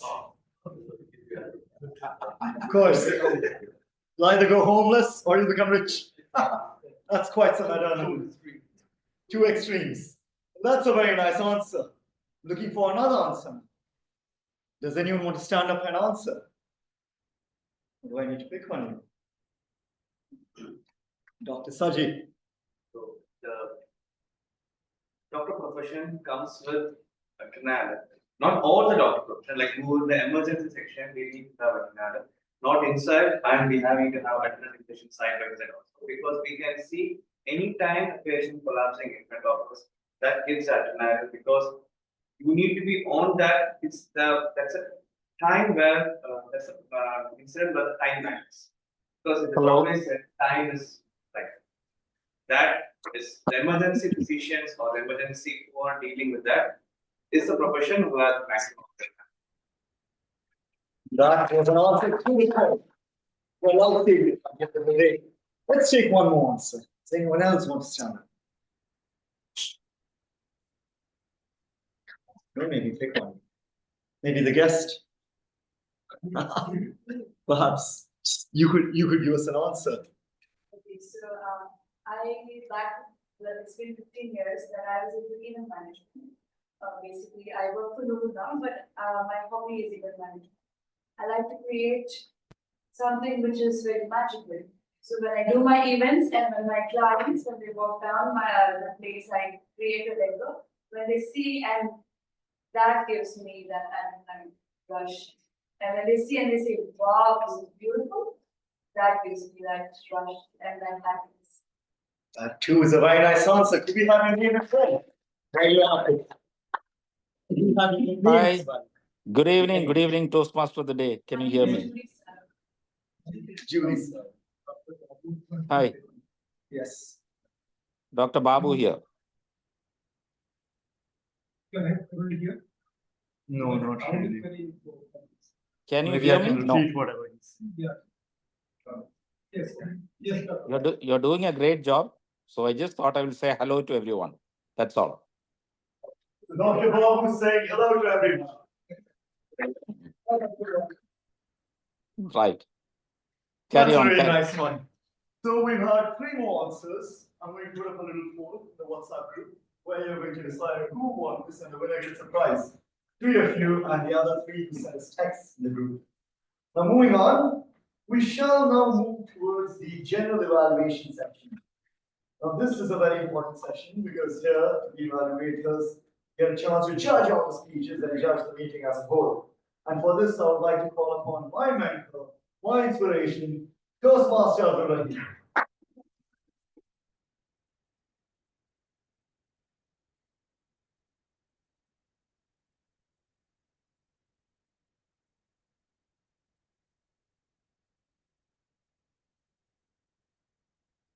Thank you, Toastmaster Jahangir, and my Toastmasters, most honorable, distinguished guests, ladies and gentlemen. Good evening. Good evening. Thank you. By the way, does anybody know what is the meaning of the word kaif? Does anybody know? No? Anybody?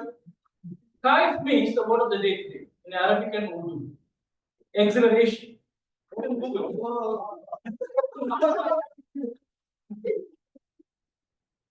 So Jahangir, of course, all know is the conqueror of the world.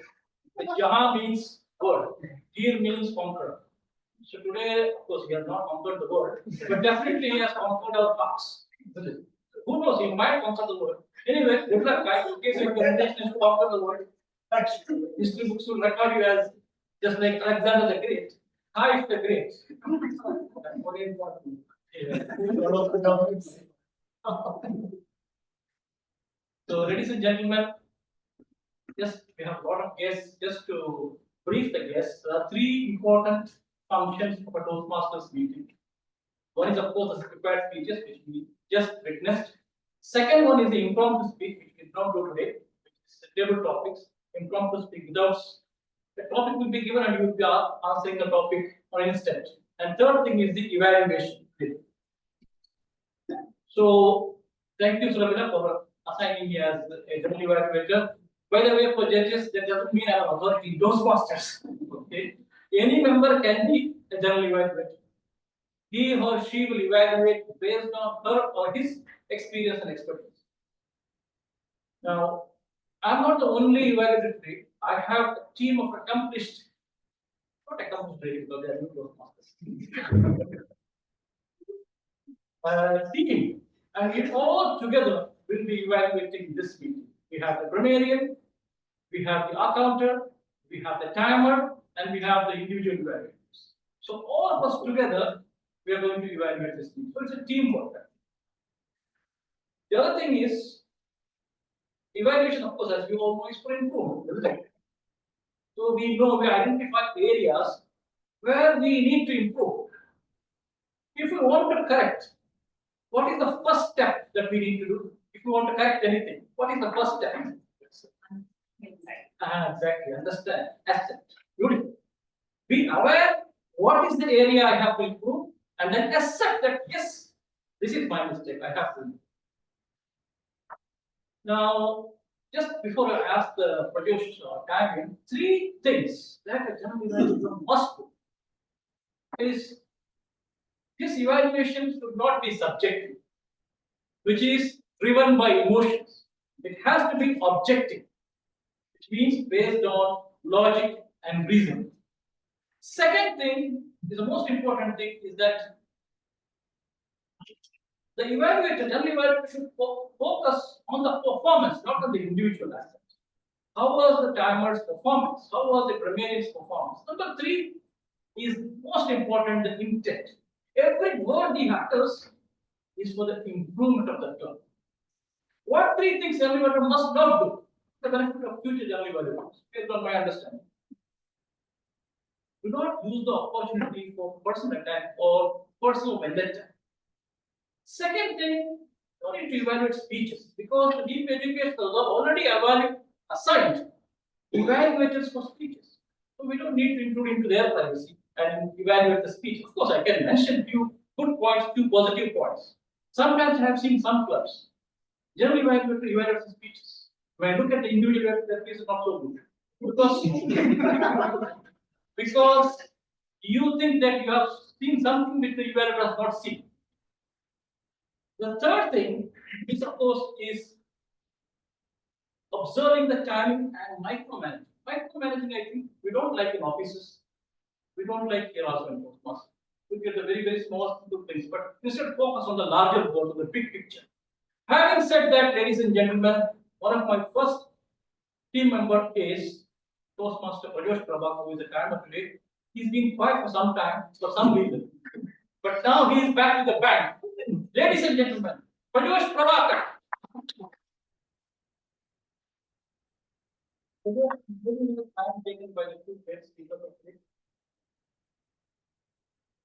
The time taken by Toastmaster Sitara was 6 minutes 39 seconds. Time taken by Toastmaster Emmanuel Williams was 10 minutes 16 seconds.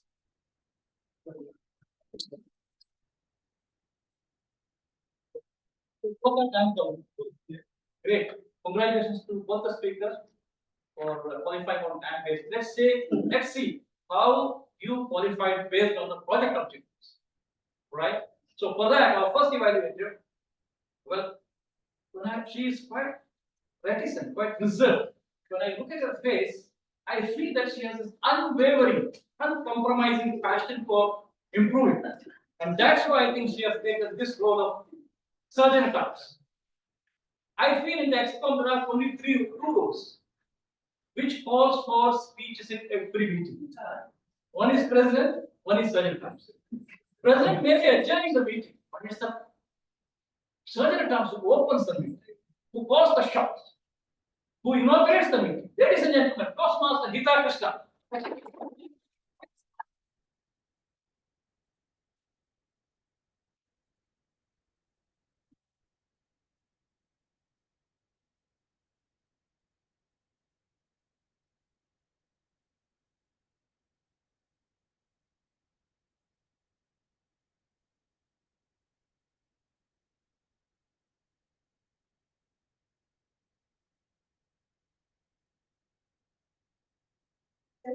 Toastmasters, MSD. I had a great opportunity to evaluate Toastmasters Edara. I'm a newbie and it was a big task to win. So within the small time of time, I tried to evaluate. Okay. Toastmasters Edara, your speech opened with an impressive poetic touch, which was really amazing, and this immediately drew us within your speech. Your warm interaction with the audience combined with your charisma, as always. It was amazing. You did a good job and kept every one of us engaged throughout your speech. And the usage of thoughtful vocabularies, the poetic usages, the comparison of sun to the Gulmahar flower was impressive. Coming to your body language, it was effective, appropriate, and it helped to convey your speech clearly to the audience, accelerating and the energy it added to the storytelling. For improvement, consider adjusting your pace of speech. Slow down slightly. This will allow the audience to follow your speech and convey the messages and emotions especially. Another key point which you need to focus, you have to add well-placed pauses in your speech. This will help again the audience to follow your speech properly, and this will have an impact, an intense impact in the mind of audience. Lastly, working on the voice modulation. If you express some emotions, romantic or some memories, you should slow down the pitch. This also give a impact on the audience. So to conclude, overall, it was a great speech. The delivery, your body language, everything was fantastic. And to improve again, you have to slow down the speech, the pace, and give some pauses, added some pauses in between your speeches. Yeah, that's it. Over to you.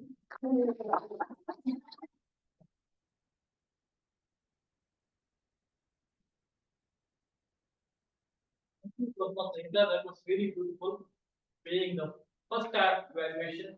Big hand for Toastmasters. That I had been given control 10 minutes late. I was supposed to be given 5:45. So I was given 5:55. I'm not a Hitler, but definitely I will be taking my 30 minutes which education has given me, because otherwise they might be hoping something from me. That's why they have given 30 minutes. So I don't want to disappoint that score. So I'll go until 6:25. Okay, that's my time actually. Now, ladies and gentlemen, our second evaluator is again a new member, but again she has this audacity to accept expert officer role. What I love about her commitment, not only the commitment, but the way she splits the minutes, so detailed, so exhaustive, and so comprehensive. Ladies and gentlemen, Toastmaster Anita Kumar.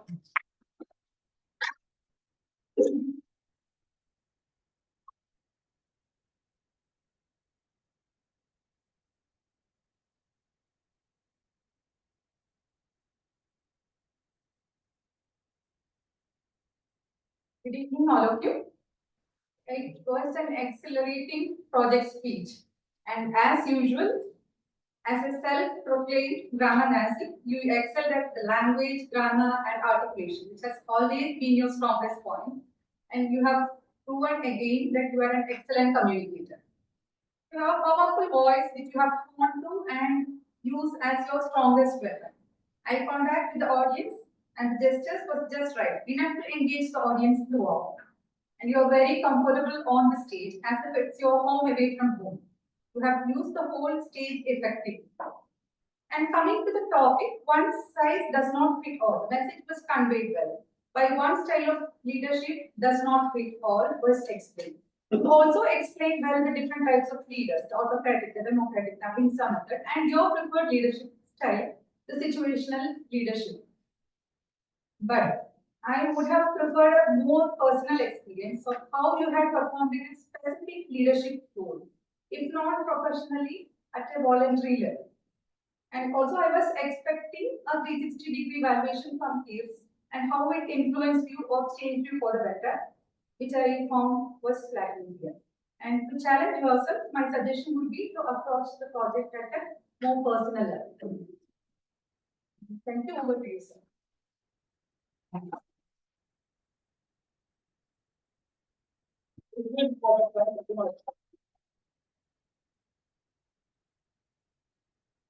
Thank you, Toastmaster Anita Kumari, for your wonderful evaluation. May we ask Toastmaster Prajosh again the time taken by the two evaluators, please? So we can vote for the best speaker, best evaluator. Toastmaster Hita took 2 minutes 58 seconds. Toastmaster Anita Kumari took 1 minute 17 seconds.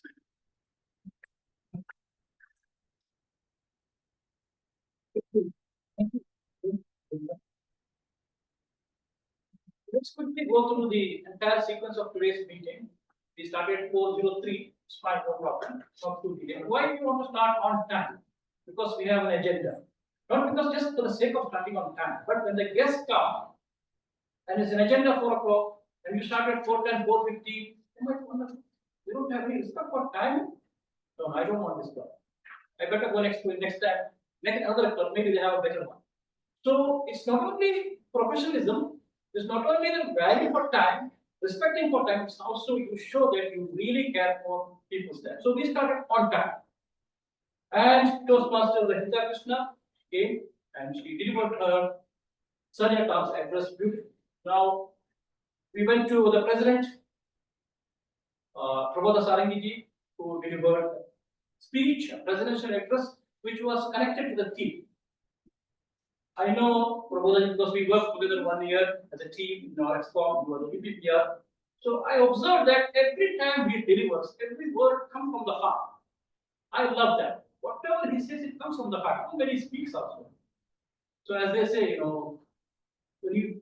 you are not speaking from the heart, if words come only from the mouth, they may end up in south. So that's Toastmaster Prabodha. Big hand for him.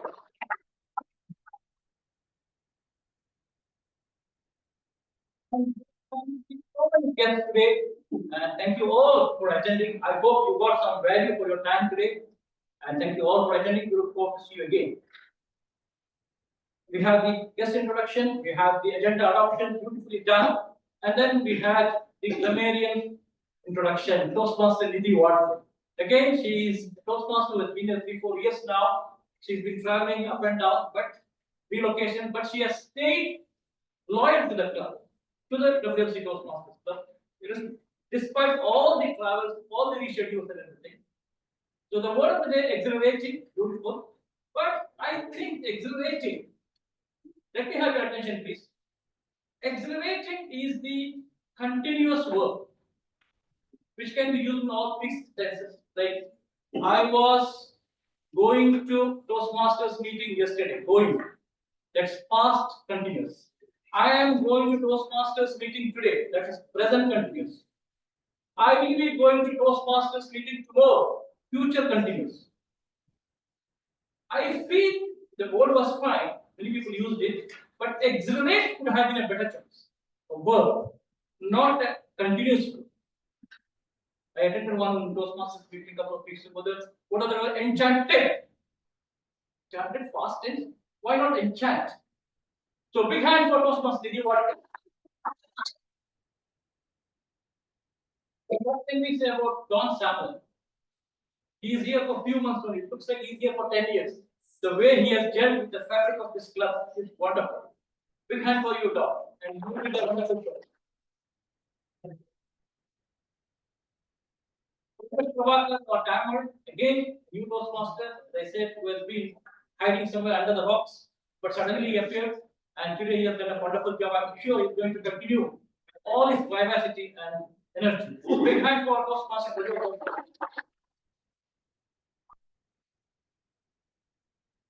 We had the international speech workshop or presentation by UTM Anu Joseph.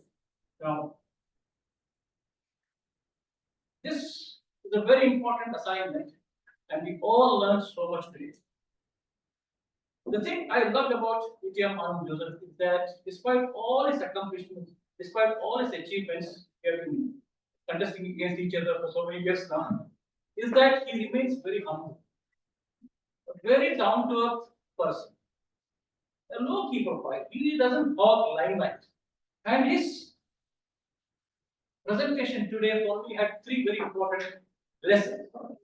Number one, the way he narrated his life in Toastmasters, which was like a roller coaster ride. Life-threatening accident, so many disappointment, despair, but then again coming out, going ahead with persistence, with consistency, and finally achieving what he has to achieve. Number one. Number two, the flow, 35 minutes. I could not see a single minute where the energy he brought was low. Entire 35 minutes, the same facial gestures, that beautiful eye contact, and wonderfully the flow was, there was no humble, no fumbling. Beautiful flow. Number three, as he mentioned, is the importance of mentorship. How important that support circle, that mentorship play your role in Toastmasters. Ladies and gentlemen, we must give a big hand for DTM Anand.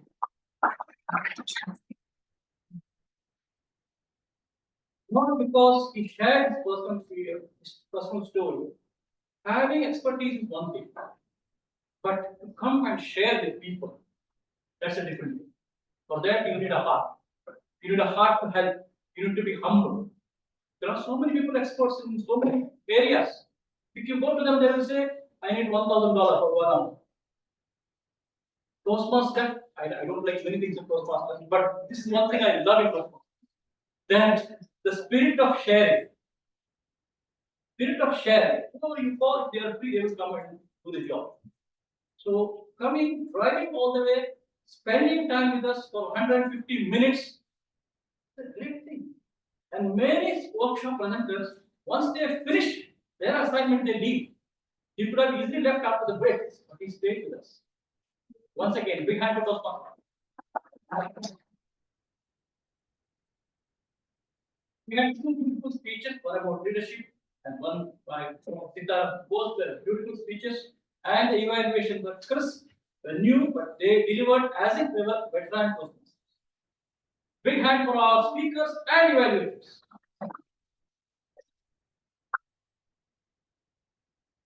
Photo shoot, we had a break. Thank you, with education, with PR.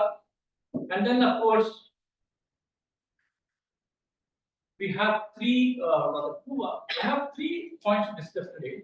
But before that, let me invite our counter for his report, Toastmaster Johnson.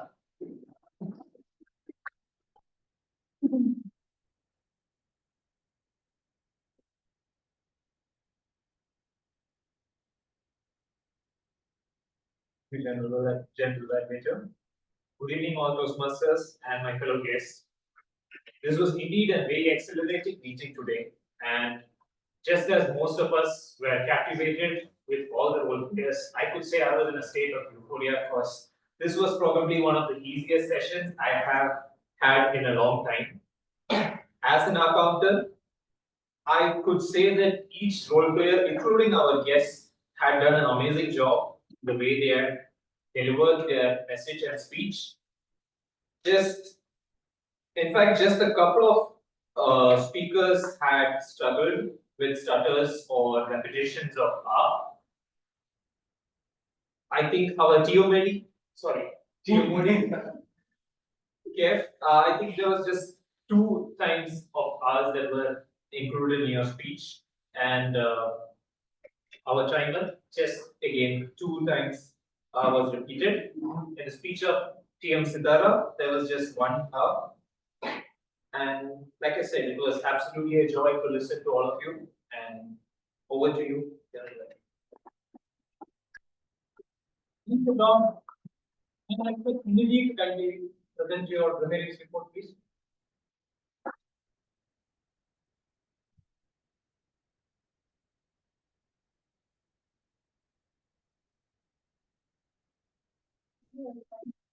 What euphoria very difficult word. Or did I not say it? Was I not clear when I said it? Because I think only one person used euphoria, that was Toastmaster. The word exhilarating was used by a lot of people. Toastmaster used it twice. Toastmaster K used it once. TTM Anand, Toastmaster Sitara used it thrice. Toastmaster Manuel, Toastmaster Abdul, Toastmaster Arita Kumari, Toastmaster Don. I did not get a lot of phrases today for this meeting because I was listening carefully to speeches. Just one correction in grammar I would like to say was when you say a year, it's not an year, it's a year. That is just something I want to say. And yeah, that's all. Thank you.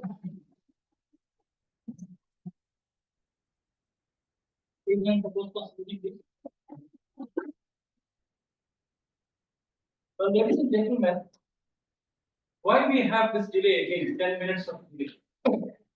There is some reason. We took the break almost 20 minutes instead of 10 minutes, I think. So it's not only about the break. What I see in our club is that we don't have sense of urgency. Sense of urgency we don't have.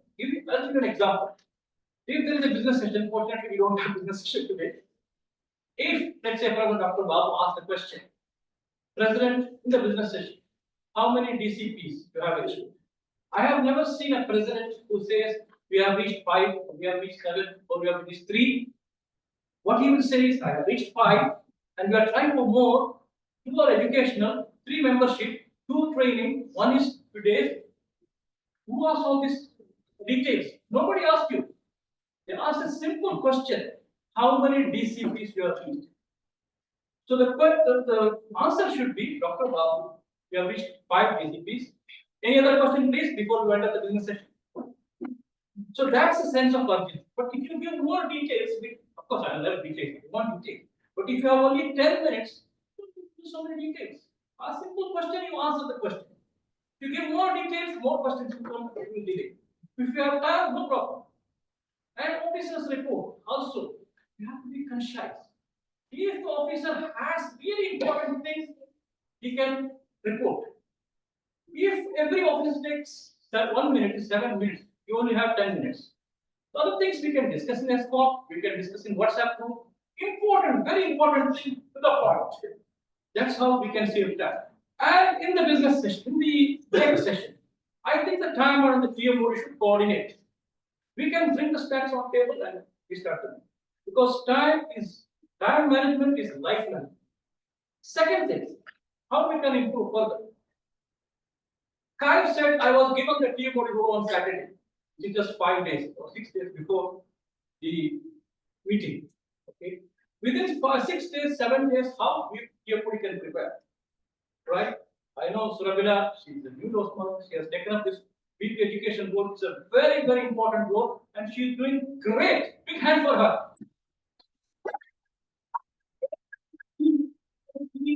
Much of the success of any Toastmaster meeting goes to the shoulder of the PMO. For that, you need time. Time to prepare, have a team, you need to contact with each and every one, you need to organize. 2 weeks time is required for a team. So I suggest in every meeting, we announce at least the TMOD's name in the previous meeting. For example, next meeting, today is the TMOD. Next meeting, TMOD is so and so. After getting his consent. So the TMOD has entire 2 weeks to prepare. And the deep education and TMOD will coordinate with each other and do the job. I think I still have 2 minutes. Now, membership. I know we are struggling. We are down to 28%. 28. Yeah, we are less now. We have 4 months we have completed, and we have one membership. So we educate, we are with all this creativity, we can drive a lot of people through his social media, a lot of people will come, so many guests will come. The question is conversion. How many are getting converted? So how can we convert guests into members? I think the ESCOM should discuss because we only have 7 months left now. So if 100 guests comes in a year, if we have 10 members, that's 10%, very good. So probably we need to have some ideas how we can, not to bring, of course, this is important, at the same time, we can convert guests into members. If you have 10 members, 10 guests, at least 1 member. Probably what we can do is, if membership is not yet ready, have a WhatsApp group of guests, where with their consent, with their permission, bring them to that WhatsApp only for guests and ESCOM members, interact with them.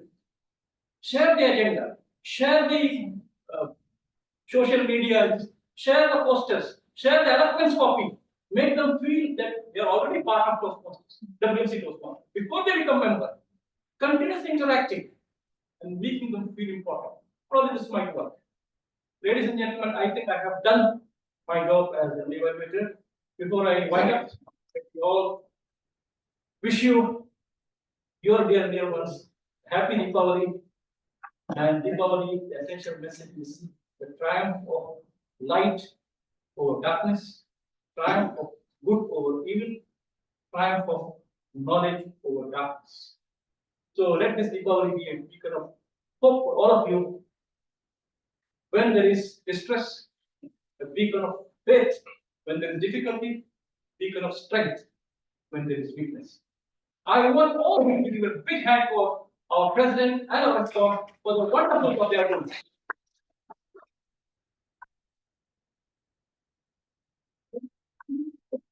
I think with that, I have done my job as a evaluator.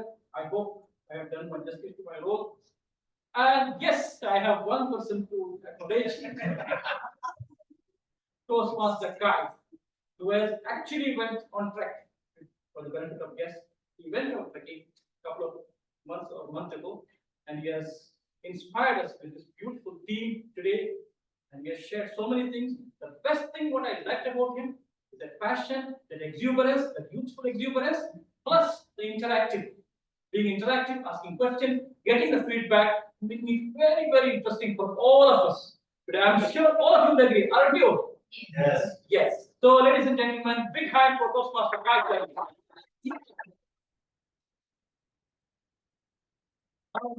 The meaning of his name.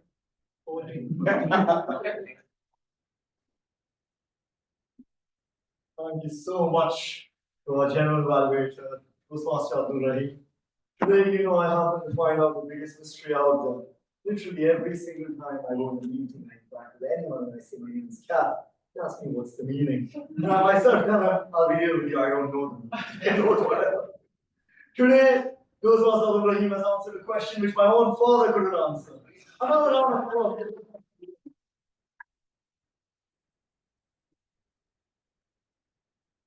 So, like I told you, I'll ask 3 questions to 3 guests here, 3 members here. And initially, we even had received a few answers on the group. So, after the whole vote, there has come a winner from Toastmaster Sukumar, Toastmaster Vivek, Toastmaster Anita Kumari, Judy Sara, Diego Roma, and Dr. Saji. The winner, by your choice, happens to be Toastmaster Sukumar Swamy.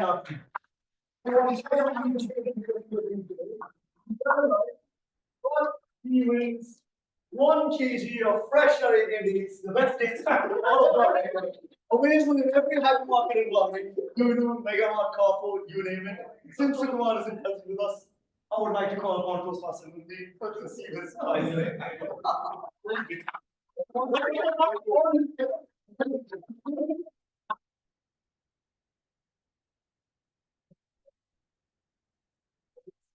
Sukumar might get wrong.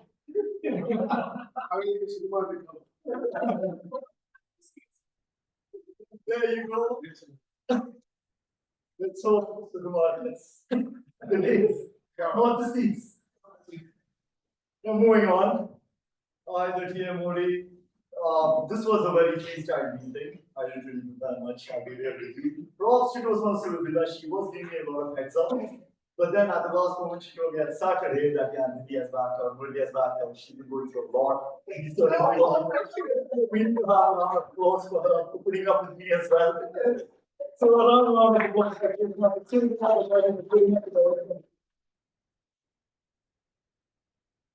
Now, as the meeting comes to an end, I would like to hand control back to the president, Toastmaster Prabodha Sangi.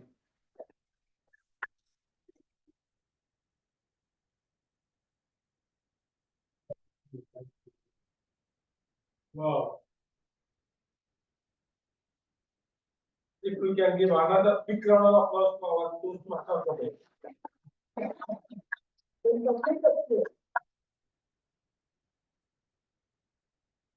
So how is the meeting went?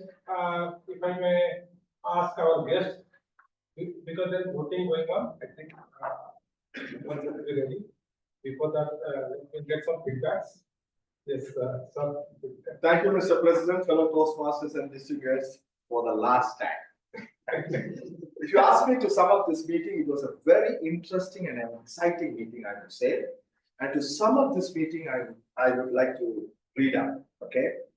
It was an epic dopamine expedition, thrilling stories of adrenaline and adventure, which took me down the memory lane. We are not to a medical campus, to an engineering campus. And I understood that leadership is not one size and does not fit at all. With that, I have summed up this meeting and back to you. Thank you.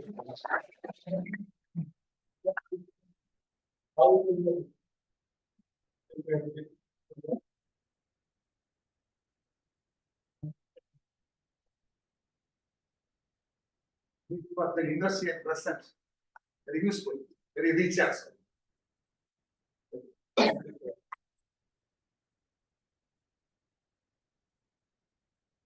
Yes.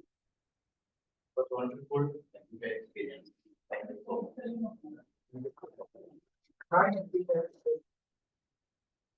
I honestly never knew. I thought I might just get up during the break time and go. But I just really didn't know how the ride was. Really, it was wonderful. I really liked being here. I wish to be here, but I have some commitments back home with my parents. I discussed with them to be I think you all should know my personal job. But my husband will definitely join.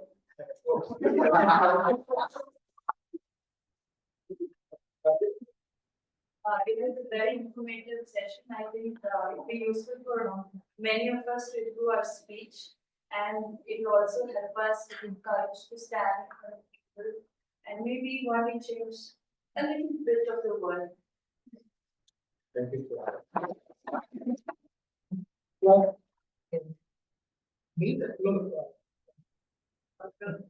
That's very interesting. Thank you. Very informative, interesting, great. I would say that it is very informative and the speakers was really amazing, the kind of speeches they were giving. There's so much things to take today with us, to everyone. And it was a wonderful time. And it is, yeah, thanks so much, everyone. Thank you. It was a productive Friday for me, honestly saying. Yeah, and also experience. And thanks to Josh to getting us invited. Thanks. Please welcome.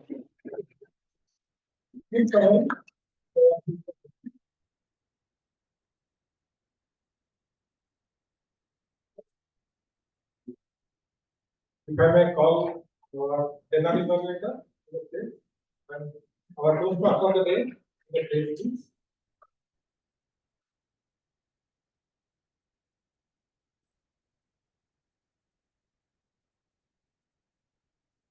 All of them were WhatsApp agenda, detailed analysis.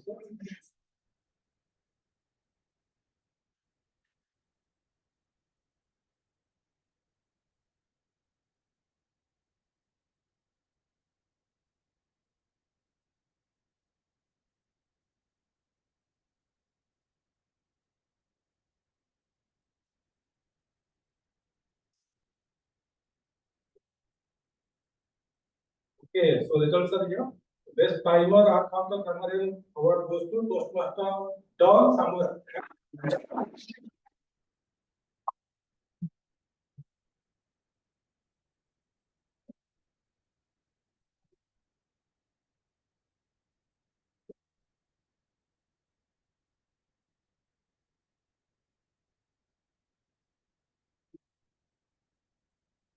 And best EMOD came award goes to Toastmaster K. Jangi.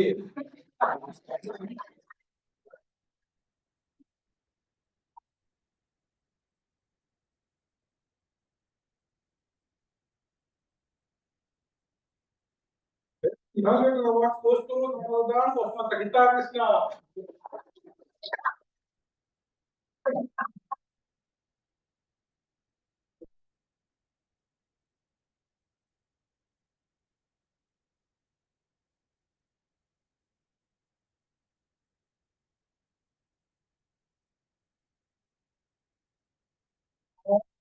Super award goes to Toastmaster Sitara.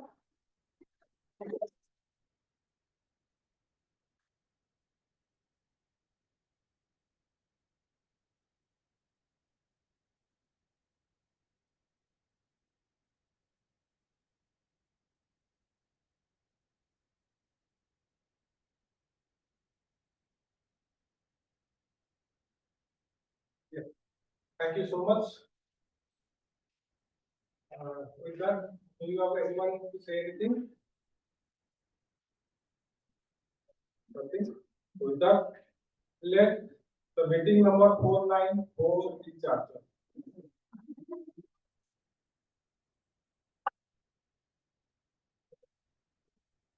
Ask our members to stay for another 10-15 minutes to discuss about our 5 issues. I need some inputs from you. Yes, you can stay from that.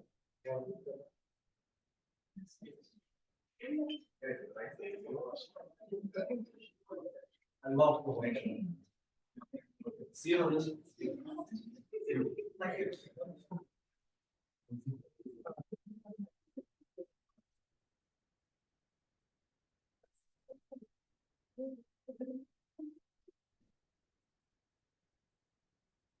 Anand. You called. You came on your feet. You took it up. He's calling it back. So let's start. So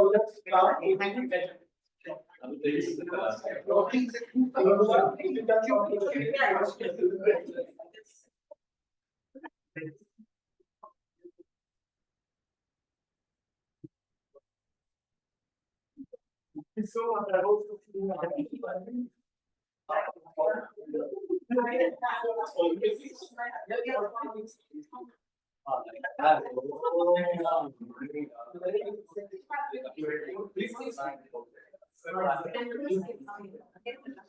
Congratulations, excellent meeting. I enjoyed it staying online, if you can hear me. Okay, so let's start. Yeah. Okay. Members?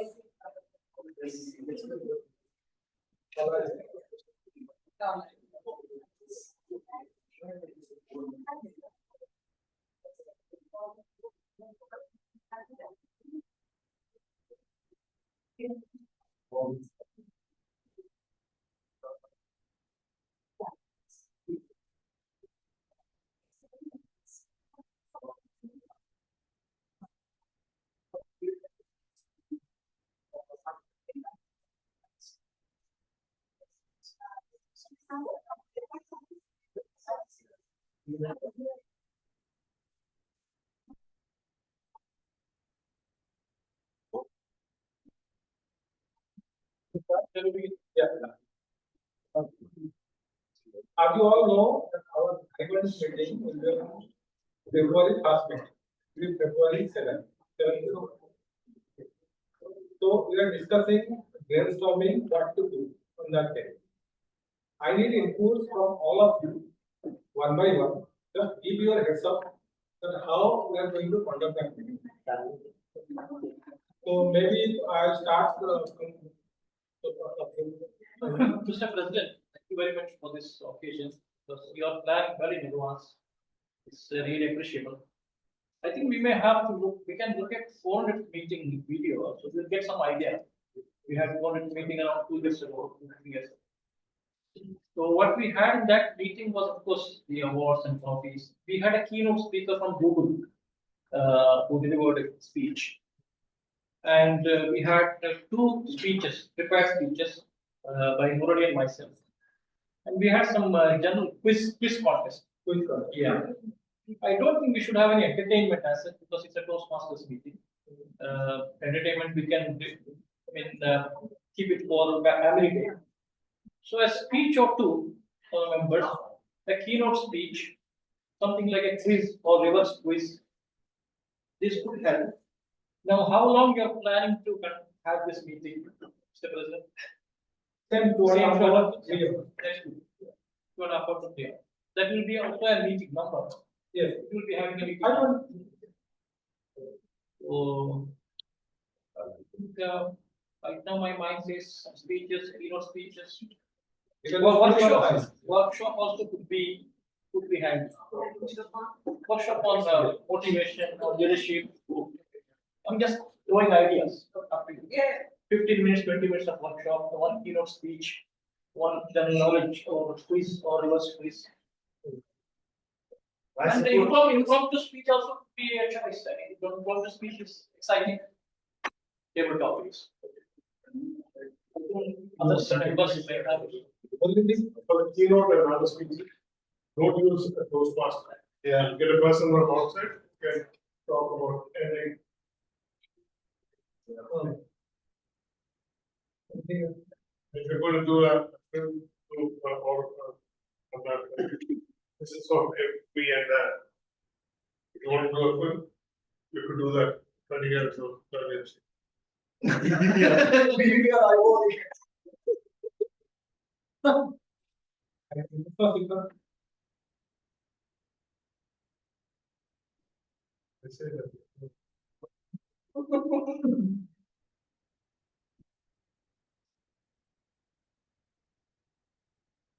After all, I'm not thoroughly aware of the tradition here, but I think 500 meeting is a big landmark.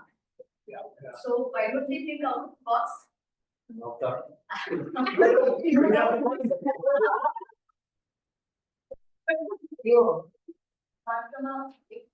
a usual meeting, why don't we organize something with Something. Yes. Like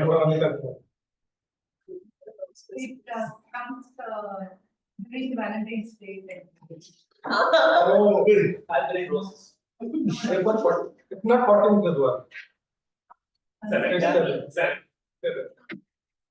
Thank you. Can we plan around the theme or something like that?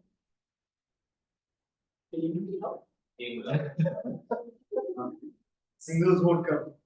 I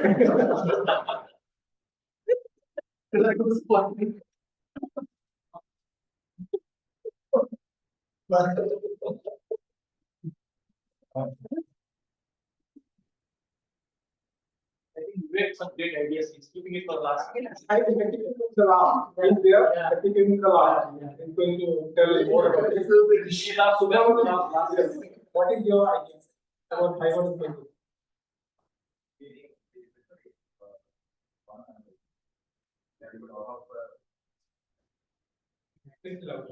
There's a lot of moments and a lot of things happened previously. Like we can correct these and put them like a conversation how bad we were and how grown up and what are the things that we felt. So those points behind it in that conversation that we and rest of the ideas very much. So past club activities we need to. The journey of Journey. of the trips. There was no preparation. Yeah. Good evening, all. I agree with what Toastmasters said. We have to think out of the box. So from my point of view, instead of this monotonous speeches, we can go for a drama, sometimes contest, modern or something, which may be, for example, a Shakespearean monologue. This can be a little bit creative, I think. That's. You would have 3 hours time, this will take only some time. Yeah, but we can incorporate it as a contest or anything creative. That's, thank you. The idea of journey, I think like AB, like if you have a recording of 100, 200, 300, 400, we can just take like some glimpses of what happened at the 100, 200, 300, or like just the AB video. That is one. Second thing is said like Thank you. a keynote or a speaker, not a Toastmaster, but outside Toastmaster. Just to that is another. And out of the box, that is because we should not follow the. If we can just have think one thing outside just to blend it. That would be like performance or like drama. That's one can be one event which is not a usual, because otherwise it will be an unusual. I have a little idea. Good evening, Toastmasters. So just like Toastmaster Murli said, I think it would be good to have a presentation, and I feel it's good to include not just the last 20 years. So when I was going through videos on YouTube, I saw even some videos of past when he's being there. So I think it would be nice to have a combined video presentation for everything from the inception of Toastmasters till date. And we could end it on a note of where WMC has. No, Toastmasters International as a whole, from where it started till where now WMC has reached. So I think it would look good, and maybe we could have a contest on that day. More number of participants, the better. What contest? Table topics or something maybe, or something new, like something we have not tried yet. Table topics and all for the club members, or you want the public to participate? It's like that. No, what is what usual thing possibly. So, anything else? No, that's a good idea actually. To go beyond the club, conduct it's a massive effort. But you will have more guests and probably members also. So that Outside. it's still with the this one thing you have the news coverage, the photos publishing the TV and all newspapers. It becomes a big issue, big thing. And so much PR coverage for our club also. Same time content. Other Toastmasters of distribute they go all good. Yes, so funny thing. I have no idea specifically for the meeting, but I think if you call all the alumni members of WMC for the meeting, it would be nice. And we have the guests for right? So all the guests that have come like more than 2 times of speaking, we can call them. Good point. I didn't. And yes, of course, Actually, he wasn't really prepared to share, but what I was saying is that I quickly say about milestones, but I think Sukumar's team already did that for the 450th meeting, bringing in people and milestones. So I think if you want to do that, maybe try it in a different format. Instead of doing it by the way, now you can also bring them online to give memories, maybe talk about how WMC started. But I mean, I'm a little bored of talking about speaking about that. There's a video which we had made for their XCOM handover, and that was there. But apart from that, I mean, I've listened to it for the last 2.5 years. Dr. Babu saying how we started. So I think it will be a little boring for all of us. But apart from that, that's going to be beneficial for other people. Then maybe it will be. Sorry, I don't have filters. I can say what I want. So yeah, so that's what I think. But there's a lot of other competitions you can think of, which we had in college level in terms of public speaking. And so we used to have a little bit, I mean, you can think about a debate, again, that's one thing. The other thing you could think about is we used to have an event called Jam, where everybody speaks for a minute or 2 minutes kind of thing. Something very similar to the speaker power. That's what I could think of right now, but probably, that wrap my head around and come back to you again. There's another place where we can talk about it, but definitely don't do the same format like Sukumar did, because most of the existing members know it. Maybe the new members will feel it, but talking about it again, we did this, we did that. The video is good enough. I've done an 8-minute video on that. Everybody can just watch it and know how WMC did it. So let's not repeat it because it's very monotonous. Where we can find that video? It's on YouTube. It's on WMC channel. I think the 470 shows or 450 we had done something well. 400 we did. We had another one. I remember we had 4 contests. I think those were 450. So we had 4 contests, a debate contest and 3 other contests, and we printed special certificates and everything for them. It was more like a meeting. But now here's my proposal for this. We can split the club members into 2, and it's mandatory participation. So now what we're going to do is we're going to have a short film contest, and a short film contest. But 2 of these groups are going to produce a short film within this time.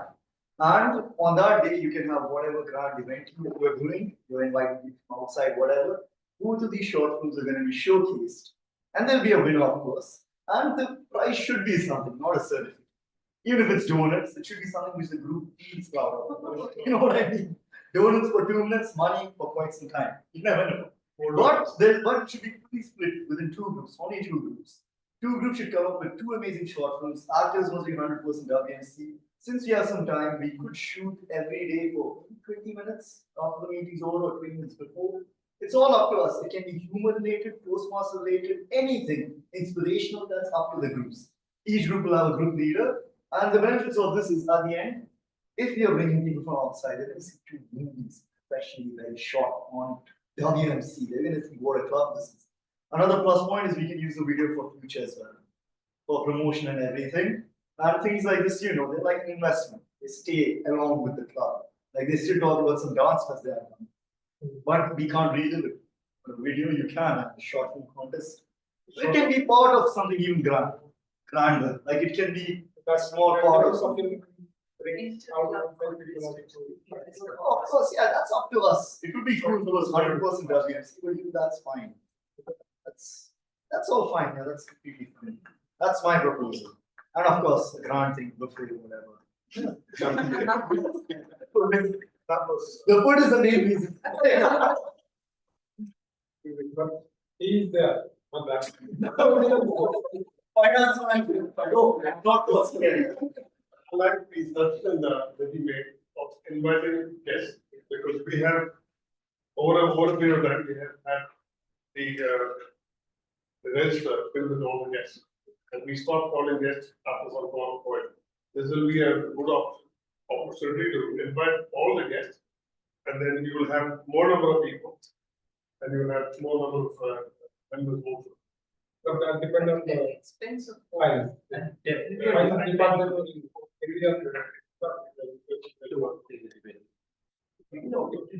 Okay, so now this one is please.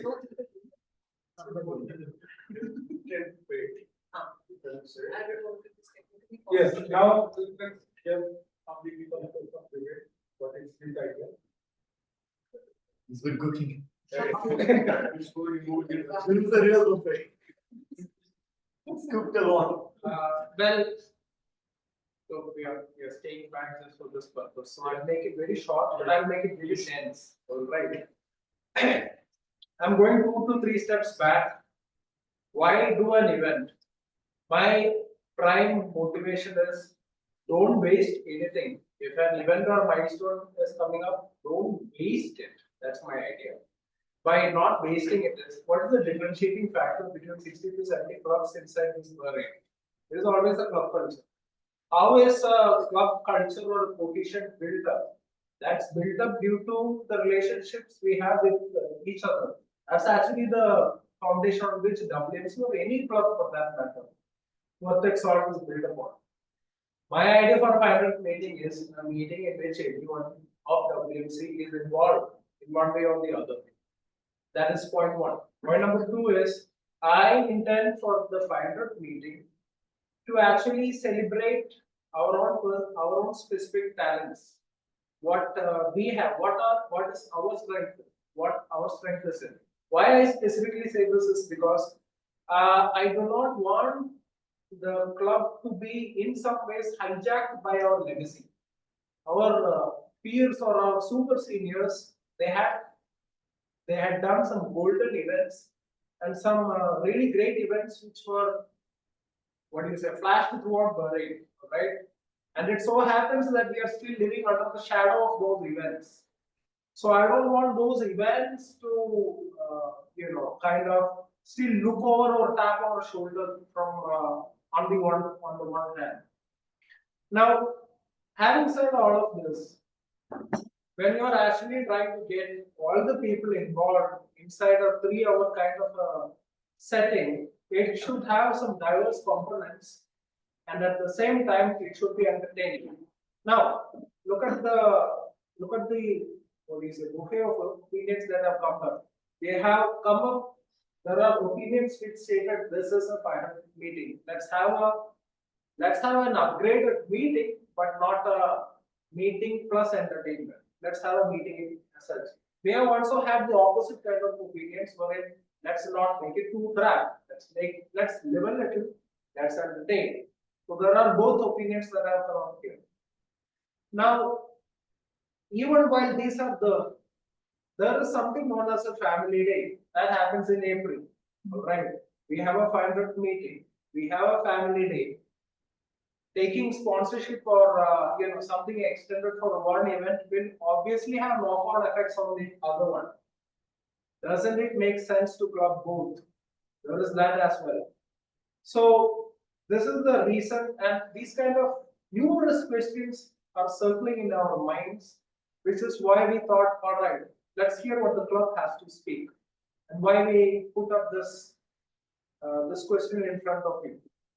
A few ideas that some of us in the ExCom and seniors have discussed upon, right? Number one, a drama. WMC has a history of drama, and we have some people who are definitely good in drama. We create a drama. Now, we are 3 months away from the final meeting. Today is November 1. We are 3 months away from the final meeting. So making up a drama definitely will involve at least 8 to 10 or 8 to 12 members, isn't it? Yeah. So that's approximately 45% of the club. That's good. Then we have, let's say, we have a Kahoot session, a quiz session, and that quiz session is about the history of WMC. This is where we kind of see what WMC has gone through, but we do it in a fun manner. We do not do it in a boring manner. Second option. Third option, we have enough dancers in the club. A dance. Fourth option, we have people who are great in songs. A song. Fifth option, a contest. Now, if it's a table topics contest, look, let's see what are the kind of contests that generally Toastmasters do. International speech, table topics, evaluation, humorous. These 4 are the ones that are famous in this district, right? There are actually 5 contests. There are some other districts that replace table topics with tall tales. That is an option. Another option is a debate. Another option is a elevator pitch. 1 minute, you pitch an idea. So if it is in terms of a speech contest, we have different varieties apart from the most famous ones that we know. Again, if you want to flash this throughout the country and open it up, you want people, you want your chairs filled, we can all open it up like how our seniors did long back for drama. We could do it for, let's say, kids, or we could do it for 12 plus or 18 plus, open to everyone. provide an elevator pitch, a video, let's say, a video about what does 500 mean to you. Let's say you do that in 100 seconds alone. Let's say you send it as a recorded video. Let's say that we have a judging panel who selects the 5 or 10 best. We showcase that, or we showcase just the winner and we honor them there. If we do it to kids, kids may turn up. They bring their parents as well. So we have more people there. Again, this is intended to be what I had in mind is an exhibition of what we have in WMC. When we actually join together and do an event, club cohesion improves. All right, this is something that our seniors have said in their landmark events that they have done, whether it's just the drama or whatever it is. Their membership had shot up to 60 or to 70. This was all a result of the club cohesion that they had at that time. So this is a microcosm of the discussions that we had till now that I'm brought in a compressed manner to you, just for you to your consideration, for you to germinate and you to continue the discussion forward. Thank you so much. And for the same report, I note down all the things and we'll again sit next meeting. We'll discuss and do a kind of set up things for 12 can able to do. Maybe you can have a committee. Yeah. The event chair, and then they will coordinate with all the members. Yes, the event chair already we find out our event chair. It is Committee will make up. Yeah, he will be. He will manage. Committee will manage. So if you do it in this month, you have a lot of time. No, yeah, exactly. Because if we do drama or everything, then this 3 months will be less short. That is the reason we start. Also, you'll have 2 back-to-back events to plan because you'll have family day coming along with the Yes. stuff. And four contests. And there are contests. So fully packed. Yeah, next 4-5 months. Yes. We conduct a press conference as well. Press conference of what? On the 500. We don't need to know it. He'll come on the papers anyways. So Dr. Babu said. Actually, I have a suggestion like Yeah. very few participants here. So the point of taking the discussion. So I'll call to the absent here today. I'll call them. Or why can't we open an online meeting or something so that everyone can join and so no one's idea is disturbed. Let's see if anybody wants to share, let them share on the WhatsApp. It's not being done manually. How many times? So then leave it. No, why forcing people? It's fine. It's Why like are we giving people a sense of entitlement? Whoever wants to participate, will participate. Eventually, he's already doing. You're already doing so much over here. so our meetings would never happen. Forget about the participant meeting. point is not- Advantage to everyone. So they're used to it. So once we try to stop that, it's not going to stop. I don't see that we ourselves. I don't think there were so many creative ideas over here on the table, and the people who have missed it will come back and they'll say the same things again. So I don't know. I mean, it's not to you, but I don't think it's. But this concept of inter-club contest, I like. And we definitely need a bigger hall. Yeah, it's not here anyways. As the circular, I think she said the correct online meeting. Because those people who contacted in the past, nobody's here. Exactly. We And did we it. visit the many and we don't know about this. I was just 5 No, we never did. We did an inter-club contest. Was it in your town last year or? Inter-club contest. The date was there. No, inter-club meeting. Okay, that was club meeting. Joint meeting. Kids, Okay, so that's it. I think we got it down. It's not like BKS. You're lucky. Oh, And then yeah, you're no, I have things coming. You're lucky. Lucky because Yeah, in future my name will come all the time. I am waiting. Thank you for. Thank you. Can we do something for just show you a baby agenda. See, this kind of a thing comes up. Alright. See, we have the top 3, the district addresses and all. We have up to the chief guest, so that's half an hour. right? Then you have a quiz. And then let's say if there's a dance, right, that's around 10 minutes. And there's a drama, that's around 20 minutes. Then you have a, let's say a song performance or something, which is again 10 minutes. Again, there's a quiz. Alright? The most important part. Yeah, so Everybody gets it. I'll stay for 8:30. Sorry guys, current good. Right, so technically there are parts that we think needs deliberation, which is why we are present. Have a look into it.